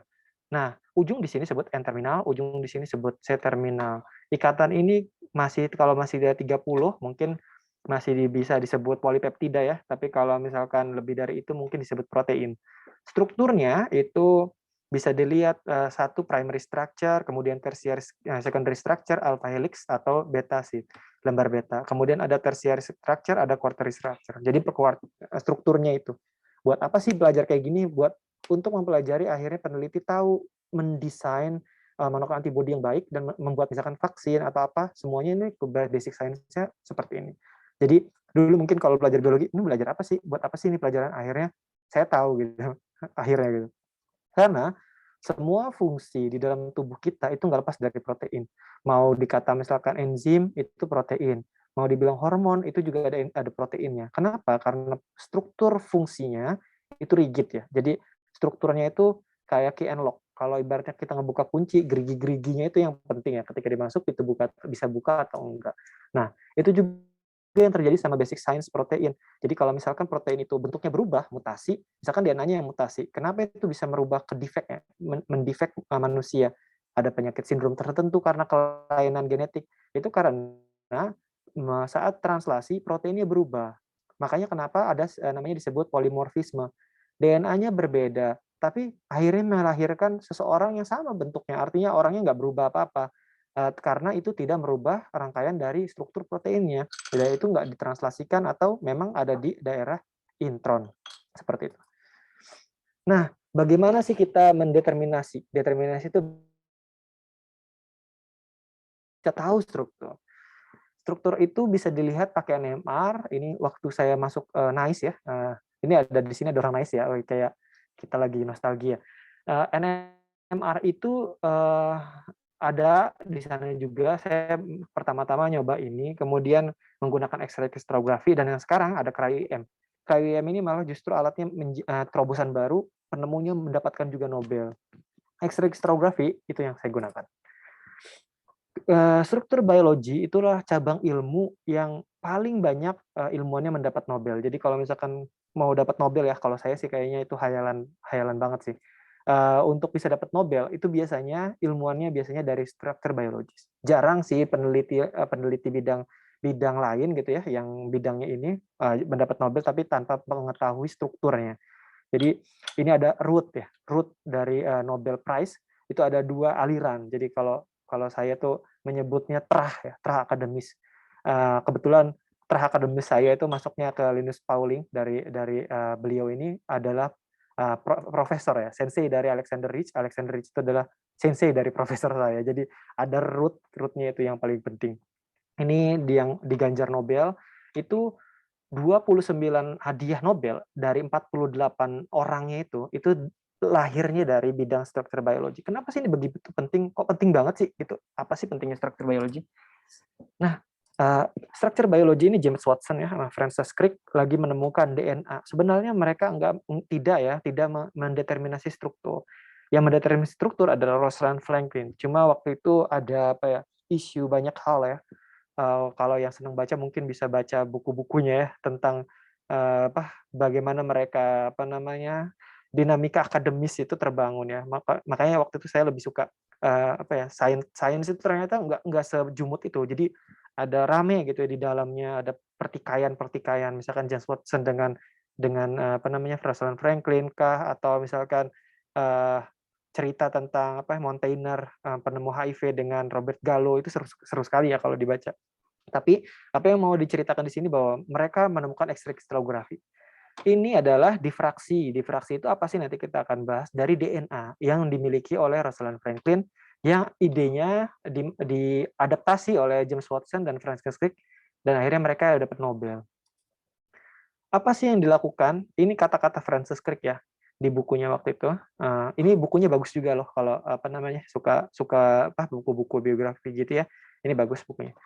Almost all aspect of life are engineered at the molecular level.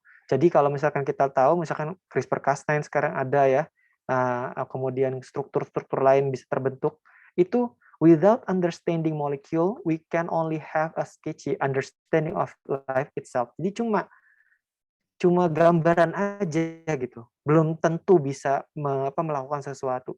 Sebagai contoh gini ya, saya banyak sekali melihat penelitian-penelitian ya, kalau bahasa kasar itu,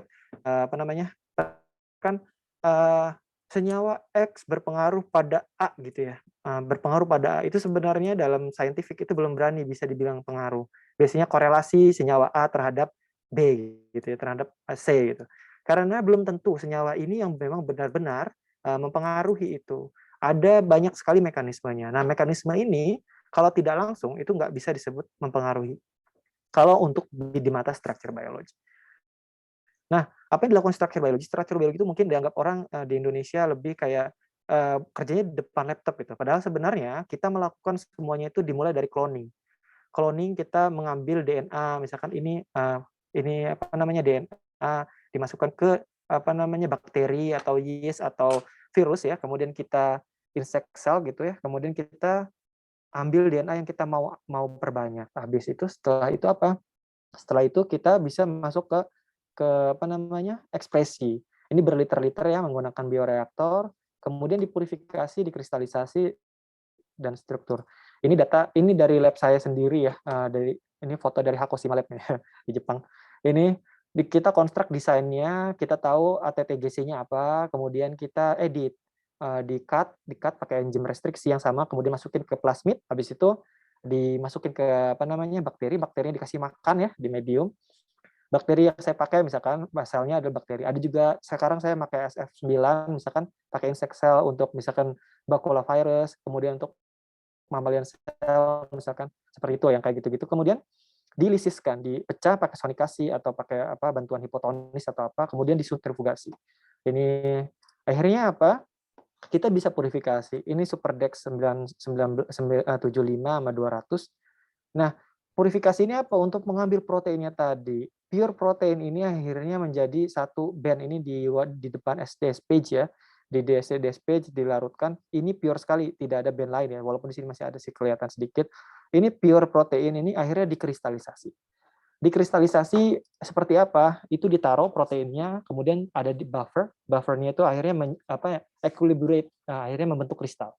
Beberapa kristal membentuk dalam waktu jam. Beberapa kristal butuh 6 bulan sampai tahunan ya untuk membentuk kristal. Jadi percobaan ini saya pernah coba sampai 3.000 kali ya untuk menemukan cuma satu kristal waktu itu. Tapi akhirnya berhasil. Kemudian akhirnya ini kristalisasi, ini bentuknya kristalnya. Nah, apa sih yang bisa dilihat? Yang melihat kita bawa ya, ini sinkroton ya, ada di Harima, di Hyogo ya, di Hyogo Jepang. Kalau di Madrid di sini kita kirim ke Alba di Barcelona atau ke Diamond di Oxford. Jadi kita sering kirim ke sana. Akhirnya apa sih? Nah, kalau kelihatan ujungnya nih, di ujungnya ini ada X-ray beam. Nah, X-ray beam-nya itu apa? Di titik ini ada protein kristal tadi, kemudian ditembak.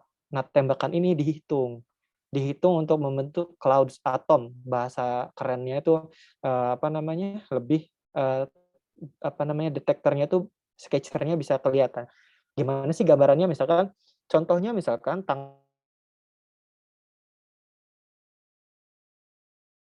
protein itu dalam satu analoginya, bola basket di bumi itu protein. Jadi untuk sel darah.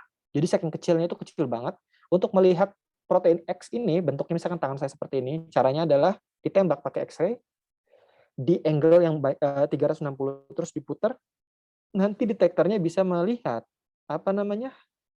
bayangan. Nanti bayangan inilah yang menjadi bentuk awal untuk mengetahui strukturnya protein ini. Itu. Jadi tembak tek tek tek tek tek. Nah, titik-titik ini nanti kita hitung. Nah, ini X-ray-nya, ini yang kecil ya kalau kita lihat tadi tuh.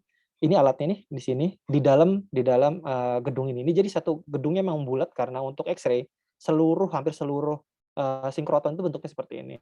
Jadi X-ray tembak, kemudian muter ke sini. Ini biasanya ya saya dari kantor sini ke sini itu naik sepeda, di dalam ada sepeda karena kantornya yang seperti ini gitu bentuknya bulat, ada sepeda muter dari saya pakai BL41XU. Nah, kemudian ditembak seperti ini yang jadinya kalau misalkan mau ngelihat detailnya di mesin ini proteinnya kelihatan kan kristalnya. Nah, ditembakannya ini hasil difraksinya titik-titik seperti ini, kemudian dihitung kemudian akhirnya dimasukkan kita tahu bentuk protein seperti apa. Nah, seperti ini X, Y, nah titik-titik biasanya makanya kalau waktu di Indonesia saya juga bingung ya masuk kemana ini biofisika atau biokimia atau biologi karena jujur ini lebih banyak biokimianya dibandingkan misalkan biologi molekulernya karena harus ngitung juga gitu kan. Nah, ini kita akan dapat bayangan, titik-titik bayangan, kita akhirnya masukkan, misalkan triptofan, kemudian tirosin bisa masuk ke sini, lisin masukkan ke sini. Struktur protein ini, akhirnya kita bisa tahu ini proteinnya apa. Itu yang dilakukan sama structure biology. Ini dari X-ray, titik-titik ini, kemudian phasing ya, ada electron density map, kalau bahasa kasarnya mungkin cloud ya, awan titik-titik, kemudian di fitting itu dimasukkan amino asidnya ke sini, dengan perhitungan Ramachandran plot, kemudian Ramachandran favor, kemudian akhirnya bisa tahu three-dimensional structure determinant. Ini sama teman saya ya, Mori Sang, sekarang jadi profesor di Tokyo University. Ini kembali lagi kok jauh banget ke PD-L1. Nah, ini kita akan merangkum ya untuk bagaimana sih PD-1 dan PD-L1 itu dipahami menggunakan struktur biologi. Ini sudah ada ya PDB-nya, protein data bank. Kalau iseng ya cari bisa ambil salah satu diambil. Mungkin kita akan coba ya contoh ya salah satu. Nah, ini semuanya ada. Nah, untuk bisa dipahami. Nah, struktur PD-1 dan PD-L1 itu seperti ini. Kalau kita bandingkan PD-1 di manusia dan murine, ini kelihatannya itu 60% sama. Secara amino asid semuanya sama, homologinya tinggi. Tapi itu mempunyai slide yang berbeda di ikatan seperti ini. Jadi kalau kita lebih kelihatan lagi ini shift ya. Shift itu bergeser. Nah, perubahan ini membentuk apa yang terjadi pada misalkan pada binatang lain itu apo itu artinya belum aktif, ada yang sudah aktif. Kalau kita lihat PD-1 di dua-duanya di manusia itu memiliki amino acid residu, misalkan valin, alanin. Nah, ini adalah yang berikatan langsung, yang bertanggung jawab. Jadi ini penting sekali kenapa? Oh, interaksinya di sini. Kenapa kok penting? Jadi kalau kita mau bikin monoklonal antibody, kita harus mimik. Mimik itu apa ya? Niru ya. Jadi ibaratnya gini, ibaratnya ada orang cowok misalkan ya, kalau sama perempuan, laki-laki dan perempuan pacaran tuh, kemudian ada orang yang nggak suka, supaya nggak pacaran biasanya yang mau dibikin saingannya apa laki-lakinya atau perempuannya. Oke, kita pilih perempuannya harus sesuai banget dong, klop dengan yang diingini ya sama laki-lakinya itu. Maka kita bikin mimik monoklonal antibody menggunakan yang sama, misalkan valin 64, oh kayaknya lebih kuat menggunakan triptofan, misalkan lebih dekat dengan sini. Seperti itu idenya. Akhirnya bisa juga dibahas di sini PD-1 dan PDL-1 antara punyanya Maureen dan Human. Di sini bisa kelihatan bahwa kalau kita kenal dikit triptofan yang sebelah sini, itu yang paling berat ya, triptofan 1110 ini pada mice itu nempel dengan ini. Sedangkan di sini nggak ada. Jadi kalau bahasa idenya oke, untuk manusia kita nggak bisa pakai analogi ini. Jadi pakai ini. Jadi kita bisa bikin monoklonal antibody yang klop dengan ini. Kemudian bagaimana sih pembro? Akhirnya pembro dibuat ya. Pembro itu bentuknya Y kan, antibody. Antibody itu ada heavy chain yang ringan dan yang berat. Kalau bahasa mudahnya ya, bentuknya Y, ujungnya itu dia yang menjadi mengenali epitop. Epitop itu daerah yang yang dikenali sama antibody dari antigen. Si antigennya itu misalkan kita mau cari si human PD-1. Si human PD-1 ini kalau kita lihat strukturnya akhirnya bisa menempel dengan pembrolizumab dengan idea struktur biologi ini. Akhirnya apa? Dia bisa menempel ke dalam yang sama gitu.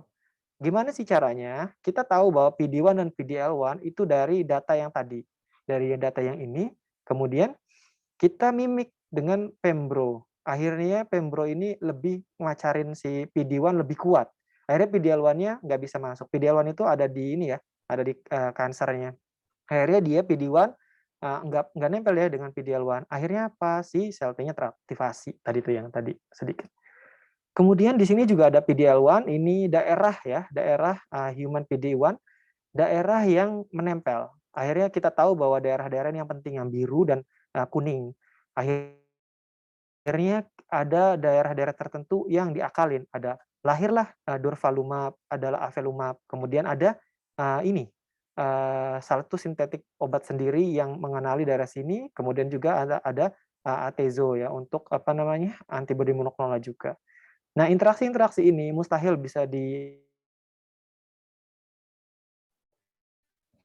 Kemudian ada juga sekarang berkembang, kalau kita bikin antibody kan agak sulit. Gimana kalau kita bikin small molecule aja deh, biomimik ya, biosimilarity ya bahasanya. Jadi memimik daerah yang mana yang bisa diaktifasi. Toh kita juga sudah tahu kan, sudah tahu daerah yang mana. Antara PDL-1 ini sudah ada ya, kemudian PDL-1 orang membuat satu yang warna kuning ini disebut misalkan ini satu small molecule BMS 202. Nah, BMS 202 ini ngerelay menjauhkan interaksi antara PDL-1 dengan PD human antara satu sama yang lain. Akhirnya ini berhasil, tapi mungkin belum sampai uji klinis ya. Takutnya ini juga menempel pada tempat lain. Ini juga ada pembrolizumab, kemudian KKN dan avelumab. Ini sama tempat-tempat daerah tertentu ini nempel. Mungkin kita bisa coba ya. Saya tadi download iseng sih, ini ada 5789. Ini bisa kelihatan ya. Kalau kita lihat di struktur ini, kita bisa ngelihat di karton ininya. Nah, kalau kita lihat ternyata di sequence-nya ini ada obat tertentu, kita misalkan mau lihat di dot ya. Nah, ini obatnya ini nempel di sini. Nah, ternyata ada 4 kan seperti ini. Kalau kita lihat, ini PDL-1, dan ini PD-1, ini PDL-1, dan ini PD-1. Ternyata, kalau misalkan tanpa obat ini, dia monomer. Dia cuma ikatan satu sama lain. Sedangkan dengan adanya si molekul ini molekul ya, molekul obat. Kalau kita mau lihat struktur obatnya bisa ini struktur obatnya bisa kelihatan ya. Nah, struktur obat ini menghalangi interaksi antara dua-duanya itu. Jadi, jangan nempel dong gitu. Kita kan lagi mau ngobatin orang yang ini orang baik loh gitu kan. Nah, si obat ini menghalangi obat ini. Tapi ini ke masa depan pengobatan kanker. Apa yang bisa dilihat bahwa ini ada menjadi dimer. 1 sama 2 ini sama dengan 1 sama 2. Namanya asimetrik. Nah, ketika dia saling menghalangi, ini menjadi dimer, itu interaksi aktivasi si sel T lebih menimbus. Sebelah sini juga sebenarnya ada tapi nggak kelihatan. Cara melihatnya berarti bisa dilihat ya. Oke, ini bisa show card juga. Kemudian, bentar. Show the di sebelah sini. Jadi ada 2 obat yang menghalangi interaksi antara 2 molekul PDL1 dan PD1. Ini bisa dilihat jelas ya di sini. Bagaimana sih ini kelihatan? Itu lagi-lagi menggunakan structure biology. Nanti ke depan orang berpikir bahwa gimana sih molekulnya yang kecil. Ternyata molekul ini juga nempel dengan yang lain, itu bisa dibahas di tempat yang lain. Oh, ini udah jauh banget waktunya ya. Oke, kita kembali. Oke. Itu idenya. Kemudian ini juga sama yang tadi dijelaskan ya tentang small molecule terapi pada PDM. Jadi gini loh, bahasa kasarnya ya, mungkin yang karena waktunya sudah sebentar lagi. Bahasa gampangnya, kalau misalkan ini kan targetnya PD1 atau PDL1. Tapi ketika dia mau kita ada orang yang pas dideteksi PDL1 sama PD1-nya di kankernya itu, di immunohistochemistry-nya nggak ada. Berarti target kita buat siapa gitu? Artinya kok bisa sih nggak bisa dong kalau misalkan kita mau nargetin menginhibit menutup jalur PD-L1 dan PD-1. Lawang di dalam sel tumornya aja nggak terekspresi, artinya nggak ada gitu. Buat apa gitu? Ternyata itu ada jadi masalah karena not all patient with PD-L1 expression bisa dilihat di immunohistochemistry. Jadi immunohistochemistry itu artinya apa sih?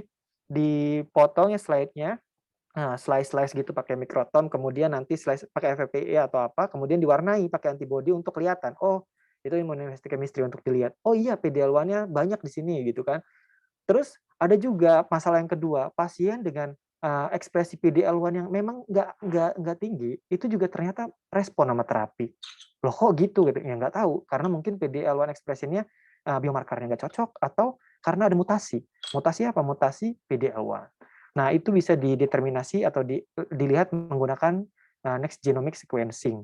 Jadi, kita tahu banyak TMB itu banyak mutasinya ya, berapa load mutasinya, dilihat diasosiasikan dengan apakah dia menggunakan imunoterapi masih bagus nggak sih gitu.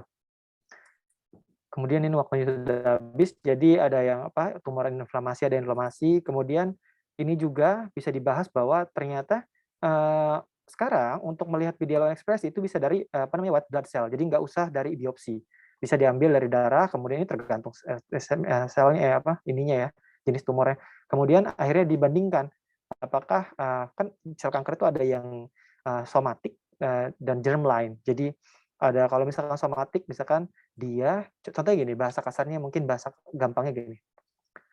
Ada orang kena kanker, ketika sel kankernya diambil, itu pasti udah mutasi dong. Nah, itu namanya somatic cell dari kanker. Nah, tapi ada orang yang udah mutasi dari keluarganya, misalkan turunan udah mutasi, ngelihat di germline-nya. Nah, apa sih pentingnya kayak gini germline-nya? Itu bisa dideteksi dari Dari white blood cell-nya atau dari darah tepi aja diambil, kemudian bisa dilihat. Tapi ada beberapa orang yang menganggapkan bahwa biopsi itu kan menyakitkan ya, jadi itu harus diambil untuk melihat somatic mutationalnya, jadi berapa besar mutasinya. Sebagai contoh, waktu saya di Kalbe Genomic ya, itu bertanggung jawab, saya tanggung jawabnya itu untuk menentukan ya, ada kalau misalkan ada masalah gitu, contohnya misalkan ada misalkan BCR-ABL untuk kanker tertentu. BCR-ABL ini kalau misalkan dia mutasi, kalau dia pertama deteksi ada, oh ya BCR-ABL ada, ini protein deteksi untuk salah satu penyakit penyakit kanker darah. Kemudian BCR-ABL targetnya, misalkan ada obat tertentu, saya nggak bisa sebut nama obatnya, dia targetnya itu di sini. Tapi ternyata proteinnya udah termutasi, dia nggak bisa pakai obat itu lagi. Akhirnya harus dicari obat next generation-nya, kemudian diobati. Jadi ada beberapa obat yang kayak gitu. Kemudian juga ada yang EGFR untuk lung cancer. Lung cancer misalkan EGFR-nya sudah mutasi, ini target obat loh. Jadi ibaratnya obatnya itu datang ke situ. Nah, ibaratnya kan datang tuh.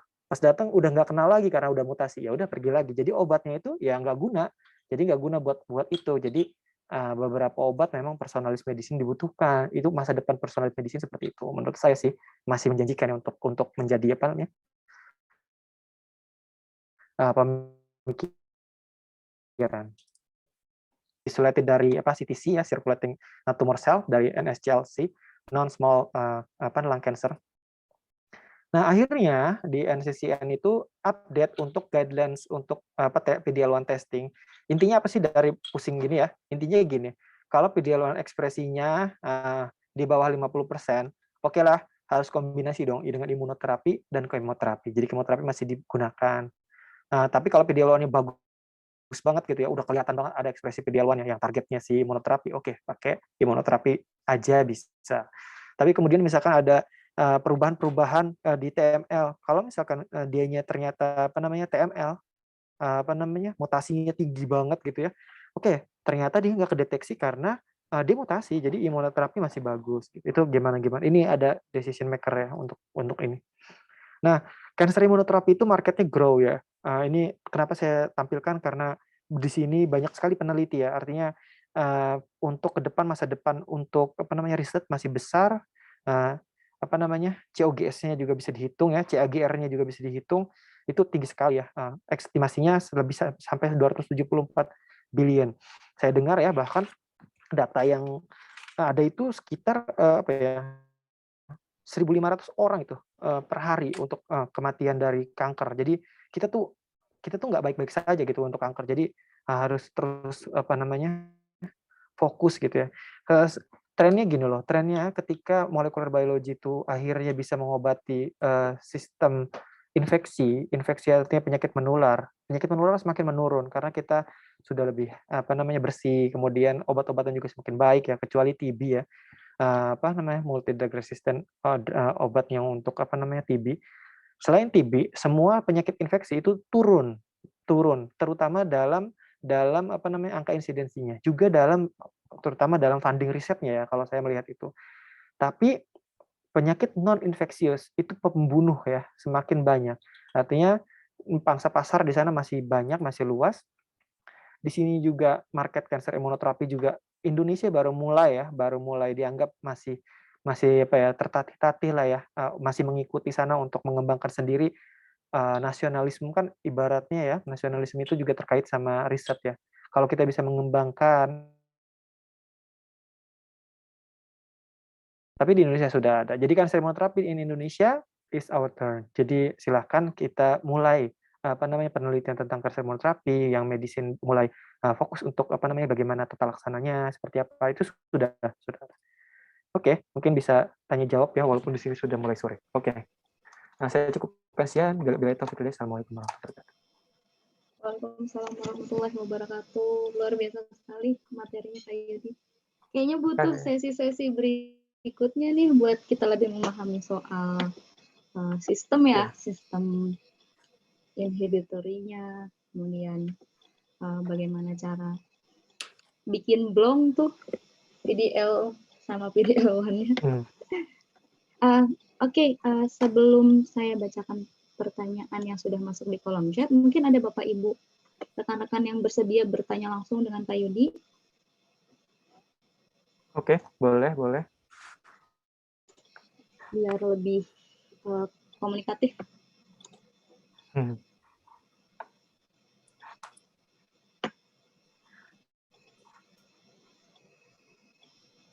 Ada boleh mungkin gunakan fitur raise hand-nya atau langsung dinyalakan saja itunya, speaker-nya. Malam ya. Ya luar biasa sekali, sampai malam loh ini mendengarkan. Seru-seruan nih.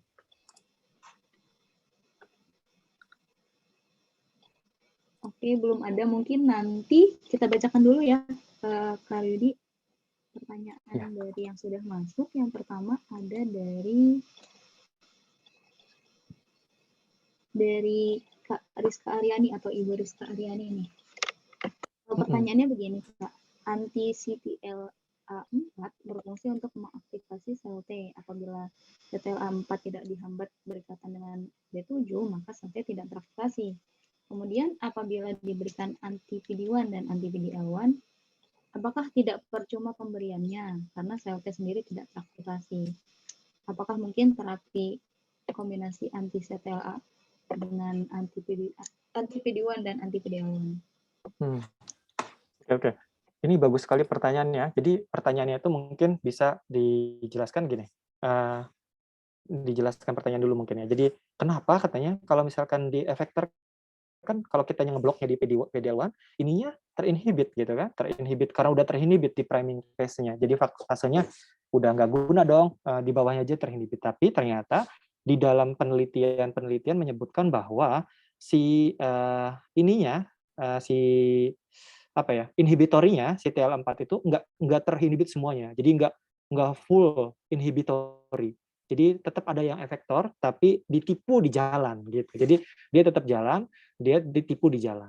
Jadi kenapa juga peneliti menganggap itu lebih baik kita menggunakan anti PD-L1 dan PD-1 karena ternyata kalau masih di apa namanya?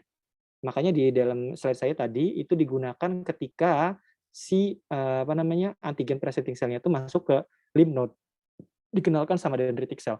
Nah, kalau di priming fase di inhibit itu bukan tidak mungkin si aktivasi sel T-nya itu terjadi melebihi keinginan kita.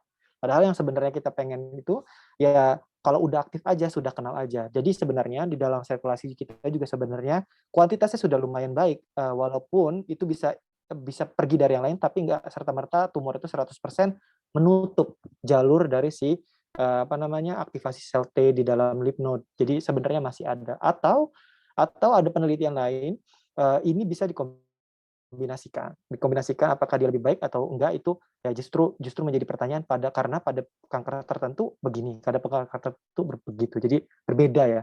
Tapi apa yang dijadikan penelitian gini, side effect itu penting sekali dipikirkan kalau misalnya kita gunakan di priming fase itu apa namanya banyak side effect yang terjadi. Tapi bukan berarti itu anti CTLA-4 nggak bisa dijual terus ya. Jadi itu masih ada tapi lebih baik ke yang menggunakan si anti PD-L1 atau PD-1 seperti itu. Bagus banget nih pertanyaannya.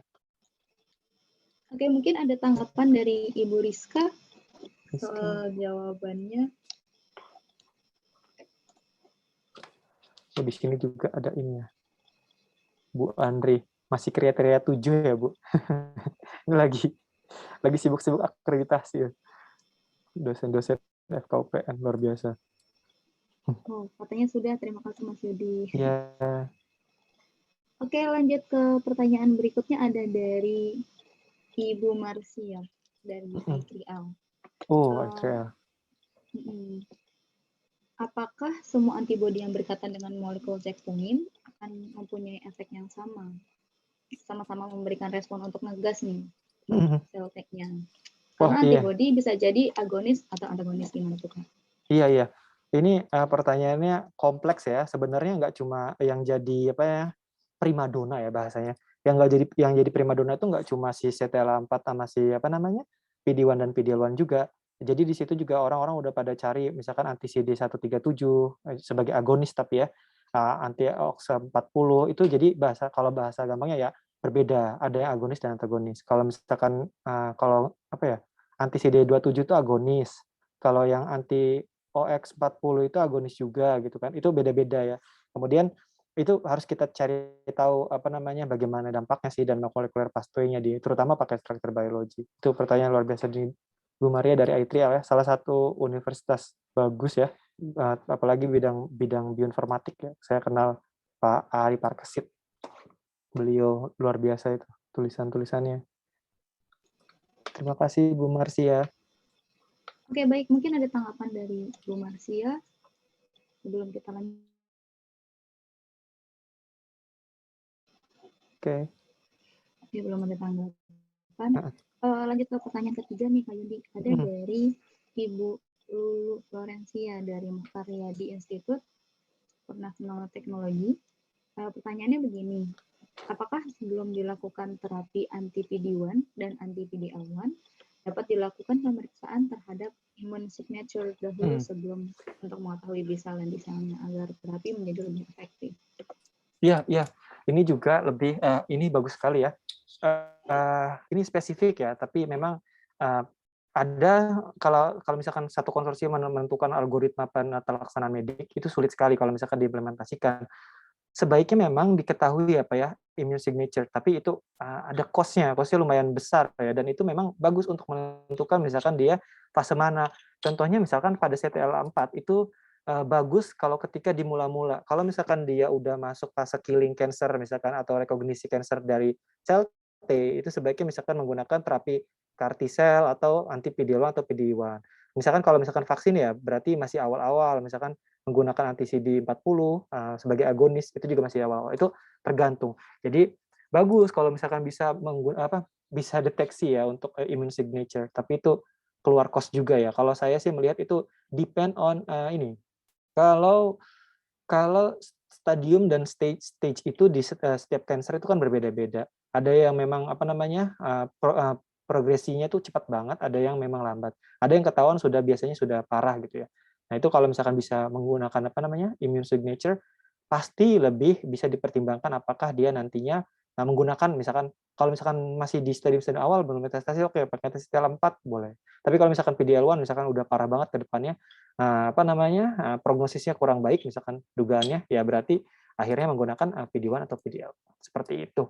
Jadi bagus ya. Semoga ya, saya berharap sekali ya di Indonesia akses dari personalis medicine cancer itu sebaiknya semoga ya itu ditanggung BPJS misalkan. Sebab terakhir saya pernah dengar juga beberapa misalkan pemeriksaan BCR-ABL untuk diagnosis biomarka untuk salah satu kanker atau EGFR mutasi, kemudian apalagi ya, KRAS, BRAF itu salah satu biomarka kanker, itu ada beberapa yang sudah di-cover, tapi nanti diagnosis tata laksana mediknya obatnya sudah udah ada khusus gitu. Jadi tapi nggak apa-apa, itu akhirnya orang tuh bisa tahu keadaan kankernya satu sama lain. Karena contohnya misalkan BCR, ABL misalkan ternyata dia udah nggak mutasi, udah mutasi, jadi nggak bisa targeting ke si obat-obatan tertentu yang dijual misalkan. Ya udah itu sebenarnya sia-sia minum obat gitu kan. Tapi beberapa obat tertentu akhirnya masuk gitu. Sebagai contoh juga itu personal medicine ya, di depan ada mutasi HIV, antiretroviral terapi kan sebenarnya gratis ya di Indonesia, tapi misalkan antiretroviralnya sudah mutasi misalkan. Saya pernah kerja untuk itu ya, sequencing untuk ngelihat apakah target ini bisa dipakai. Waktu itu di EHPCB itu kita ngambil sequence-nya itu, kita bandingkan apakah ini targetnya masih bisa, obat itu masih bisa kerja di obat itu. Akhirnya kita bisa advice ke klinisi, oh pakai obatnya ini loh, ini karena masih bisa berguna gitu. Jadi banyak ya, banyak sekali ya. Jadi kalau misalkan keadaan pasien, semoga-moga ya dari Merin, teman-teman dari Merin ya, saya sekali ya ke sana ke Merin untuk waktu itu ada ngobrol ya. Ini banget, bagus banget ya tempat risetnya. Oke, itu sih dari jawaban saya, mungkin ada tanggapan lain. Oke, makasih Kak Yudi. Mungkin dari Ibu Lulu mau menanggapi. Lulu Florence. Bagus sekali pertanyaan ini. Oke, mungkin lanjut ya Kak Yudi. Ada pertanyaan dari Tom Ibnu nih, mahasiswa UIN. Oh iya. Ini mahasiswa saya nih. Iya. Dalam konteks blood cancer, apakah pemberian anti-CTLA-4 sudah cukup karena dapat menginhibisi blood cancer tersebut? Atau perlu juga untuk diberikan anti-PD-1 dan anti-PD-L1? Iya.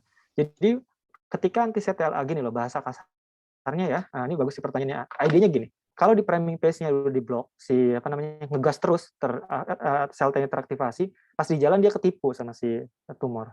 Jadi dia udah jalan ke depan, di depan tumornya, kata tumornya, saya punya PD-L1 dong. Oh berarti kita teman. Oke, nggak usah diserang. Gitu. Jadi sebaiknya CTLA-4 atau PD-L1. Tapi perlu diingat bahwa ketika misalkan CTLA-4 ini sudah diinhibisi, artinya CB7 pacaran sama CD2 berapa tadi itu? Sebentar. Ketika misalkan sudah terjadi interaksi ya sama CD28 ya. Nah, B7 sama CD28 yang udah pacaran, habis itu dia nanti teraktivasi. Diaktivasi di jalan, akhirnya dia ketemu sama si PD-L1. Kata si tumornya, saya punya PD-L1. Oke, kita stop. Nggak boleh diserang gitu. Nah, itu idenya kayak gitu. Jadi kenapa peneliti lebih suka pakai PD-1 atau PD-L1 ke depannya. Tapi ingat bahwa inhibisi dan aktivasi ini enggak 100% terjadi. Akhirnya meskipun ini sebagai ikhtiar lah ya, tapi kalau kita bayangin, oh kalau kita disuntik sama anti CTLA-4, oh berarti ngegasnya terus-menerus gitu. Enggak semuanya. Jadi cuma berapa persen dari tingkat ekspresi itu terjadi. Jadi enggak serta-merta ya. Itu juga sama misalkan si cancer juga enggak serta-merta bisa menipu 100% si sistem imun. Makanya ada beberapa orang yang bahasa mudahnya mendapatkan mukjizat, tiba-tiba sembuh. Itu ada loh, itu ada, walaupun sedikit. Itu biasanya terjadi, penelitian menyebutkan bahwa biasanya itu terjadi karena sistem imunnya sadar. Di saat-saat tertentu yang kritis, dia sadar, oh ini si kanker, akhirnya dibunuh. Itu terjadi walaupun tingkat insidensinya kecil banget, jadi tetap ada. Jadi kalau bahasa jawaban dari Ibnu, ke Tom ya, namanya Tom, ini ya bagus kalau misalkan diberikan PD-L1 juga, anti PD-L1 juga, gitu, seperti itu. Lebih ke sistem jaga-jaga sih ya Kak. Iya, Preventing betul. more. Prevention. Oke.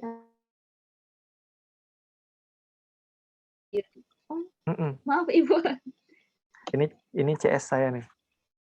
Kapan Kak Yudi? Kalau di UPN disebutnya Upin. Oke. Untuk pertanyaannya, untuk terapi anti PD-1 dan anti PD-L1 ini ada prevensi dapat efektif pada salah satu tumor klinis tertentu. Lalu mengapa ya kok ada perbedaan ekspresi PD-1 atau PD-L1 di tiap pasien? Lalu ada efek toksik juga nggak ya di tubuh untuk anti PD-1 dan PD-L1 ini? Iya. Terima kasih. Iya. Terima kasih Bu Andri. Ini pertama ada beberapa pertanyaan ya. Misalkan prevensi obat, lebih ke faktor-faktor predisposisi ya. Ini sudah digunakan banyak misalkan pada kanker-kanker tertentu. Kita kenal ada, kalau nggak salah sih ada lebih dari 100 jenis kanker. Tapi yang terkenal banget itu sudah bisa ya diobati misalkan oleh menggunakan anti PD-L1 atau anti PD-1. Tapi walaupun subsetnya masih 10-30% dari pasien. Penelitian seperti itu. Jadi setiap kanker memang betul sekali beda predisposisinya karena memang ekspresinya juga berbeda. Ada beberapa memang ekspresi tadi di akhir outcome-nya terakhir di fase terakhir menyebutkan bahwa mungkin aja dia termutasi. Ekspresinya nggak tinggi tapi nggak bisa dideteksi karena immunohistochemistry mendeteksi menggunakan sistem Kienlok immunohistochemistry antibody dan antigen. Ternyata si PD-L1-nya itu termutasi pada bagian yang harusnya terwarnai. Akhirnya nggak kelihatan deh, gitu. Bahasa gampangnya gini, kita mau ngedeteksi, sebenarnya PD-L1-nya ada, tapi pas diwarnain, nggak kewarnain sama antibody karena dia nggak deteksi. Nah, itu masih tetap kata NNCI, itu masih tetap bisa dikasih imunoterapi, karena dianggap mungkin aja si imunoterapi itu bisa berguna, karena ketika dideteksi, yaitu IHK-nya masih rendah lah ya, kepengetahuan kita tentang deteksi antibodinya itu. Jadi mungkin masih bisa dipakai. Kemudian ada toksitas ya, betul. Segala sesuatu ya pasti ada uji toksitasnya. Tapi itu kalau dibandingkan CTLA-4 dengan anti PD-1 atau anti PD-L1 itu lebih baik. PD-L1 atau anti PD-1 dibandingkan dengan CTLA-4. Itu berkaitan juga dengan sistem priming fasenya. Jadi kalau bahasa kasarnya mungkin aja dua-duanya ada toksisitas, tapi toksisitasnya sudah ditolerir ya. Dibandingkan dengan kemoterapi jelas-jelas toksisitasnya tinggi sekali. Misalkan limofluorasil obatnya misalkan itu jauh banget. Misalkan kalau dibandingkan dengan monoklonal antibody yang buffernya misalkan cuma 150 NaCl atau TCEP, kemudian Pertris atau apa gitu ya, Gracerol atau PEG, itu masih lebih bisa dianulir ya side effect-nya. Terima kasih Pak Yudi, sama-sama Ibu. Salam hormat Bu. Ini saya baru tahu loh ada kepala departemen. Ibu Marsia. Salam ke Pak Ali Parkesit, Bu. Oke. Oke, ini ada pertanyaan. Ada pertanyaan dari Bapak Wahyu dari Indonesian Computer University. Saya pernah baca sekilas artikel di mana disebutkan bahwa pemblokiran PD-1 dari terapi imunoterapi tersebut dapat mengurangi plak amyloid beta pada otak tikus lab. Apakah ini berarti penyakit neurodegeneratif seperti Alzheimer bisa ditangani juga lewat terapi?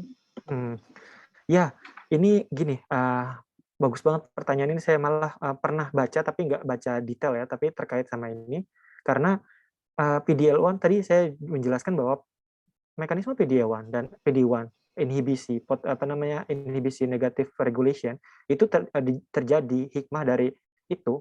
Tuhan tuh kasih ke kita untuk menstop dari proliferasi sel yang tidak terkontrol, jadi terus menerus. Jadi ada inhibisi.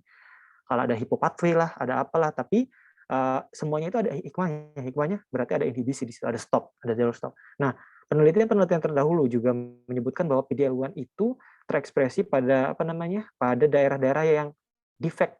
Jadi kenapa dia kan karena tukang stop ya, dia tukang ngerem. Jadi bukannya dia berdiferensiasi, dia malah stop. Nah, itu juga sebagai mekanisme tertentu. Masih banyak penelitian memang yang perlu digali ya tentang PD-L1 dan PD-1, terutama memang pada Alzheimer, karena ini kan kompleks banget ya penelitian Alzheimer memang sampai sekarang. Saya sebenarnya belum begitu paham tentang adanya ini, tapi saya pernah baca memang. Tapi kalau misalkan langsung di bypass, apakah ini juga bisa potensial untuk menghadapi Alzheimer itu ataupun punya side effect Alzheimer, malah kita belum tahu. Jadi menurut saya itu penelitian yang bagus sekali, pertanyaan yang bagus sekali Pak Wahyu. Saya angkat tangan dan saya nggak tahu tentang terkait hal itu. Jadi menurut saya masih banyak yang perlu kita pelajari tentang PD-1 dan PD-L1. Seperti itu. Oke. Sama Luar biasa Pak. sekali diskusinya kita malam hari ini. Tenang aja Bapak Ibu rekan-rekan semua. Insya Allah rekamannya akan kami share di grup. Jadi Bapak Ibu bisa rewind kembali, bisa baca lagi materinya. Mungkin kalau misalnya mau diskusi langsung sama Kak Yudi, boleh nggak nih Kak Yudi? Boleh. Saya senang sekali bisa ngobrol. Tapi yang saya tahu saya jawab. Saya nggak tahu kita cari bersama. Kita bertukar pikiran mungkin kayak saling bertukar informasi juga. Bapak Ibu sekalian, di kolom chat sudah tertera link untuk absensi, jadi silahkan diisi dan ada kolom feedback juga untuk kami. Mungkin ada Bapak Ibu memberikan saran dan masukan untuk kegiatan kami selanjutnya. Sebelum kita menutup kegiatan, ada yang penasaran nggak sih sebenarnya WILSI itu apa ya? Dari tadi Kak Yudi sebut WILSI, kemudian di poster kegiatan juga ada WILSI gitu. Nah, malam hari ini kita juga akan mengenalkan WILSI, mungkin operator atau admin boleh dibantu untuk pengenalan WILSI-nya.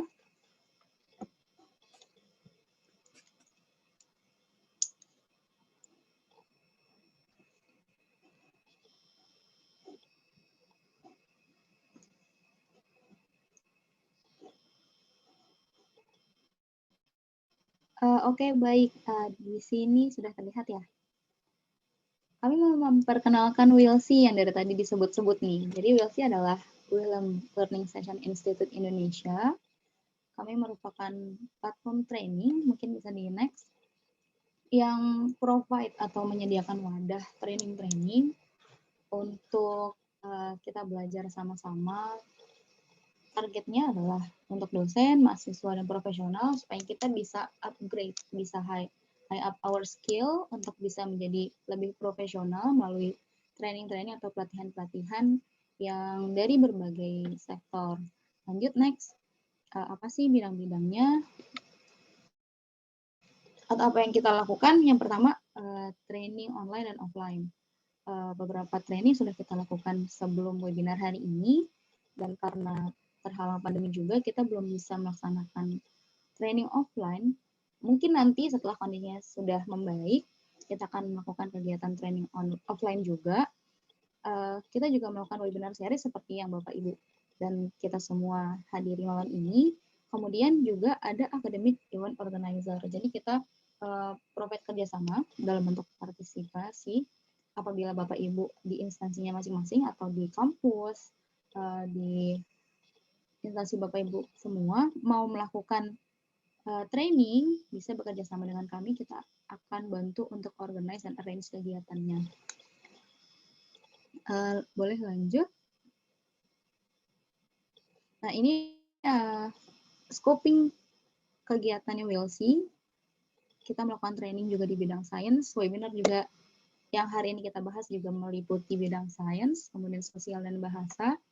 Kemudian kita juga berupaya untuk menyediakan training yang bisa membantu teman-teman mahasiswa, Bapak Ibu dosen untuk meningkatkan karir di pekerjaannya, kemudian di kuliahnya, juga training-training yang menuju profesional supaya kita lebih kuat skillnya, lebih berpengalaman juga. Kita bantu lewat training-training yang akan diadakan oleh universitas selanjutnya. Oke, next. Ini salah satu training yang sudah dilaksanakan, lesson 1. Ini episode satunya Wilsi. Kita belajar Mendeley, mungkin buat teman-teman mahasiswa atau dosen, akademisi yang masih kesulitan atau masih perlu belajar untuk mengelola referensinya, bagaimana untuk mesitasi yang baik. Kita melakukan training ini di sesi yang pertama. Kemudian di sesi yang kedua, kita juga belajar aplikasi Python untuk bantu kita analisis statistik. Pasti butuh banget nih dosen-dosen dan teman-teman mahasiswa.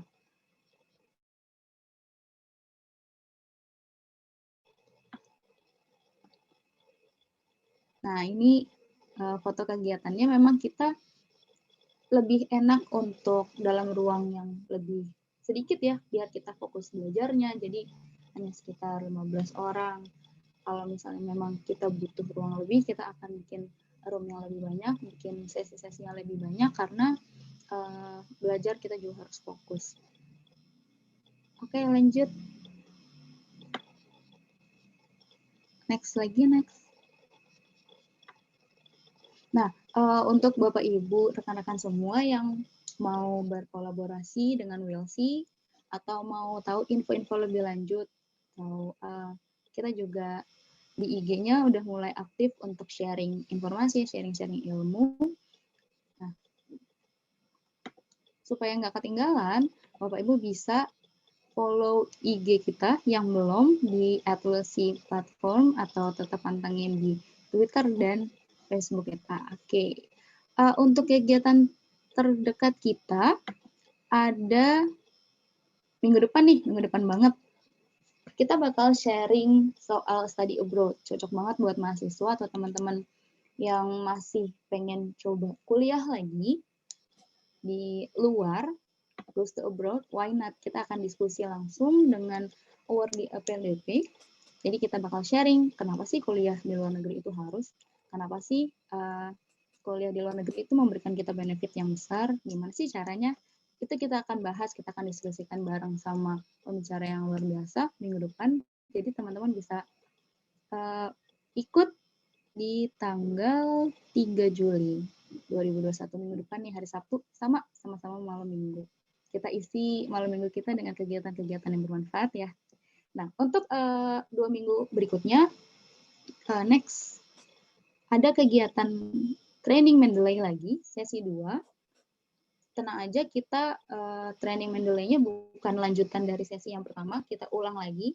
Jadi untuk teman-teman yang di sesi 1 belum ikut, bisa ikut yang di sesi yang kedua. Kita akan belajar dari awal, kita akan mengenalkan Mendeley lagi dari awal, supaya kita pengetahuannya juga lebih kompleks, kita bisa pakai Mendeley. Jadi pembendaharaan reference, mengelola reference, terus mesitasi di jurnal ilmiah kita juga jadi lebih baik. Nah, ini training Mendeley yang di lesson 3 akan melaksanakan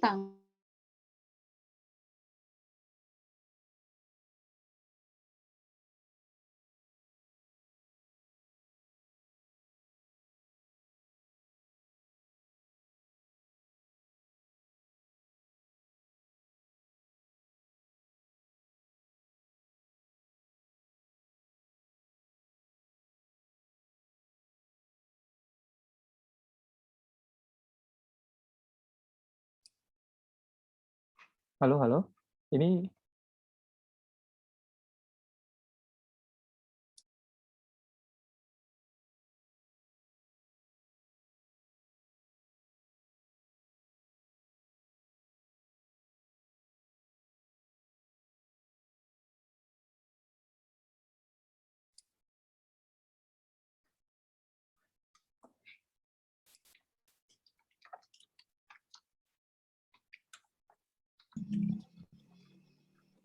baik, sebelum kita tutup, boleh perkenan Bapak Ibu untuk membuka videonya, supaya kita bisa foto bersama.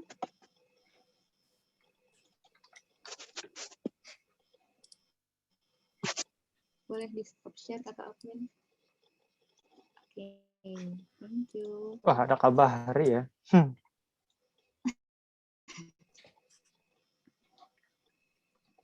Anak senior-senior Halo Dok sekali. Cit.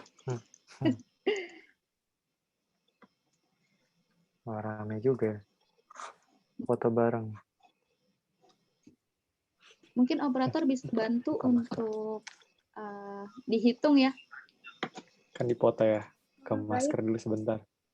Iya. Sesi foto bersama akan saya pandu. Pada saat hitungan ketiga bisa berkuasa ya, karena ini ada 2 halaman pesertanya. Maka nanti satu-satu saya sebutkan di halaman pertama. Oke, saya hitung Hajar ya. poninya. Ngeri amat hajar poninya. Oke, saya hitung ya. 1, 2, 3.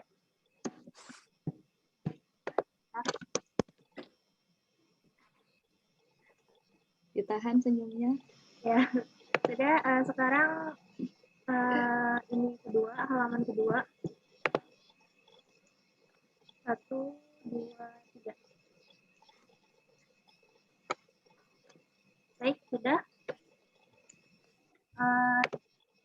Sudah sesi fotonya. Selanjutnya saya kembalikan kepada moderator. Terima kasih Kakak Operator. Sampai juga kita di penghujung acara.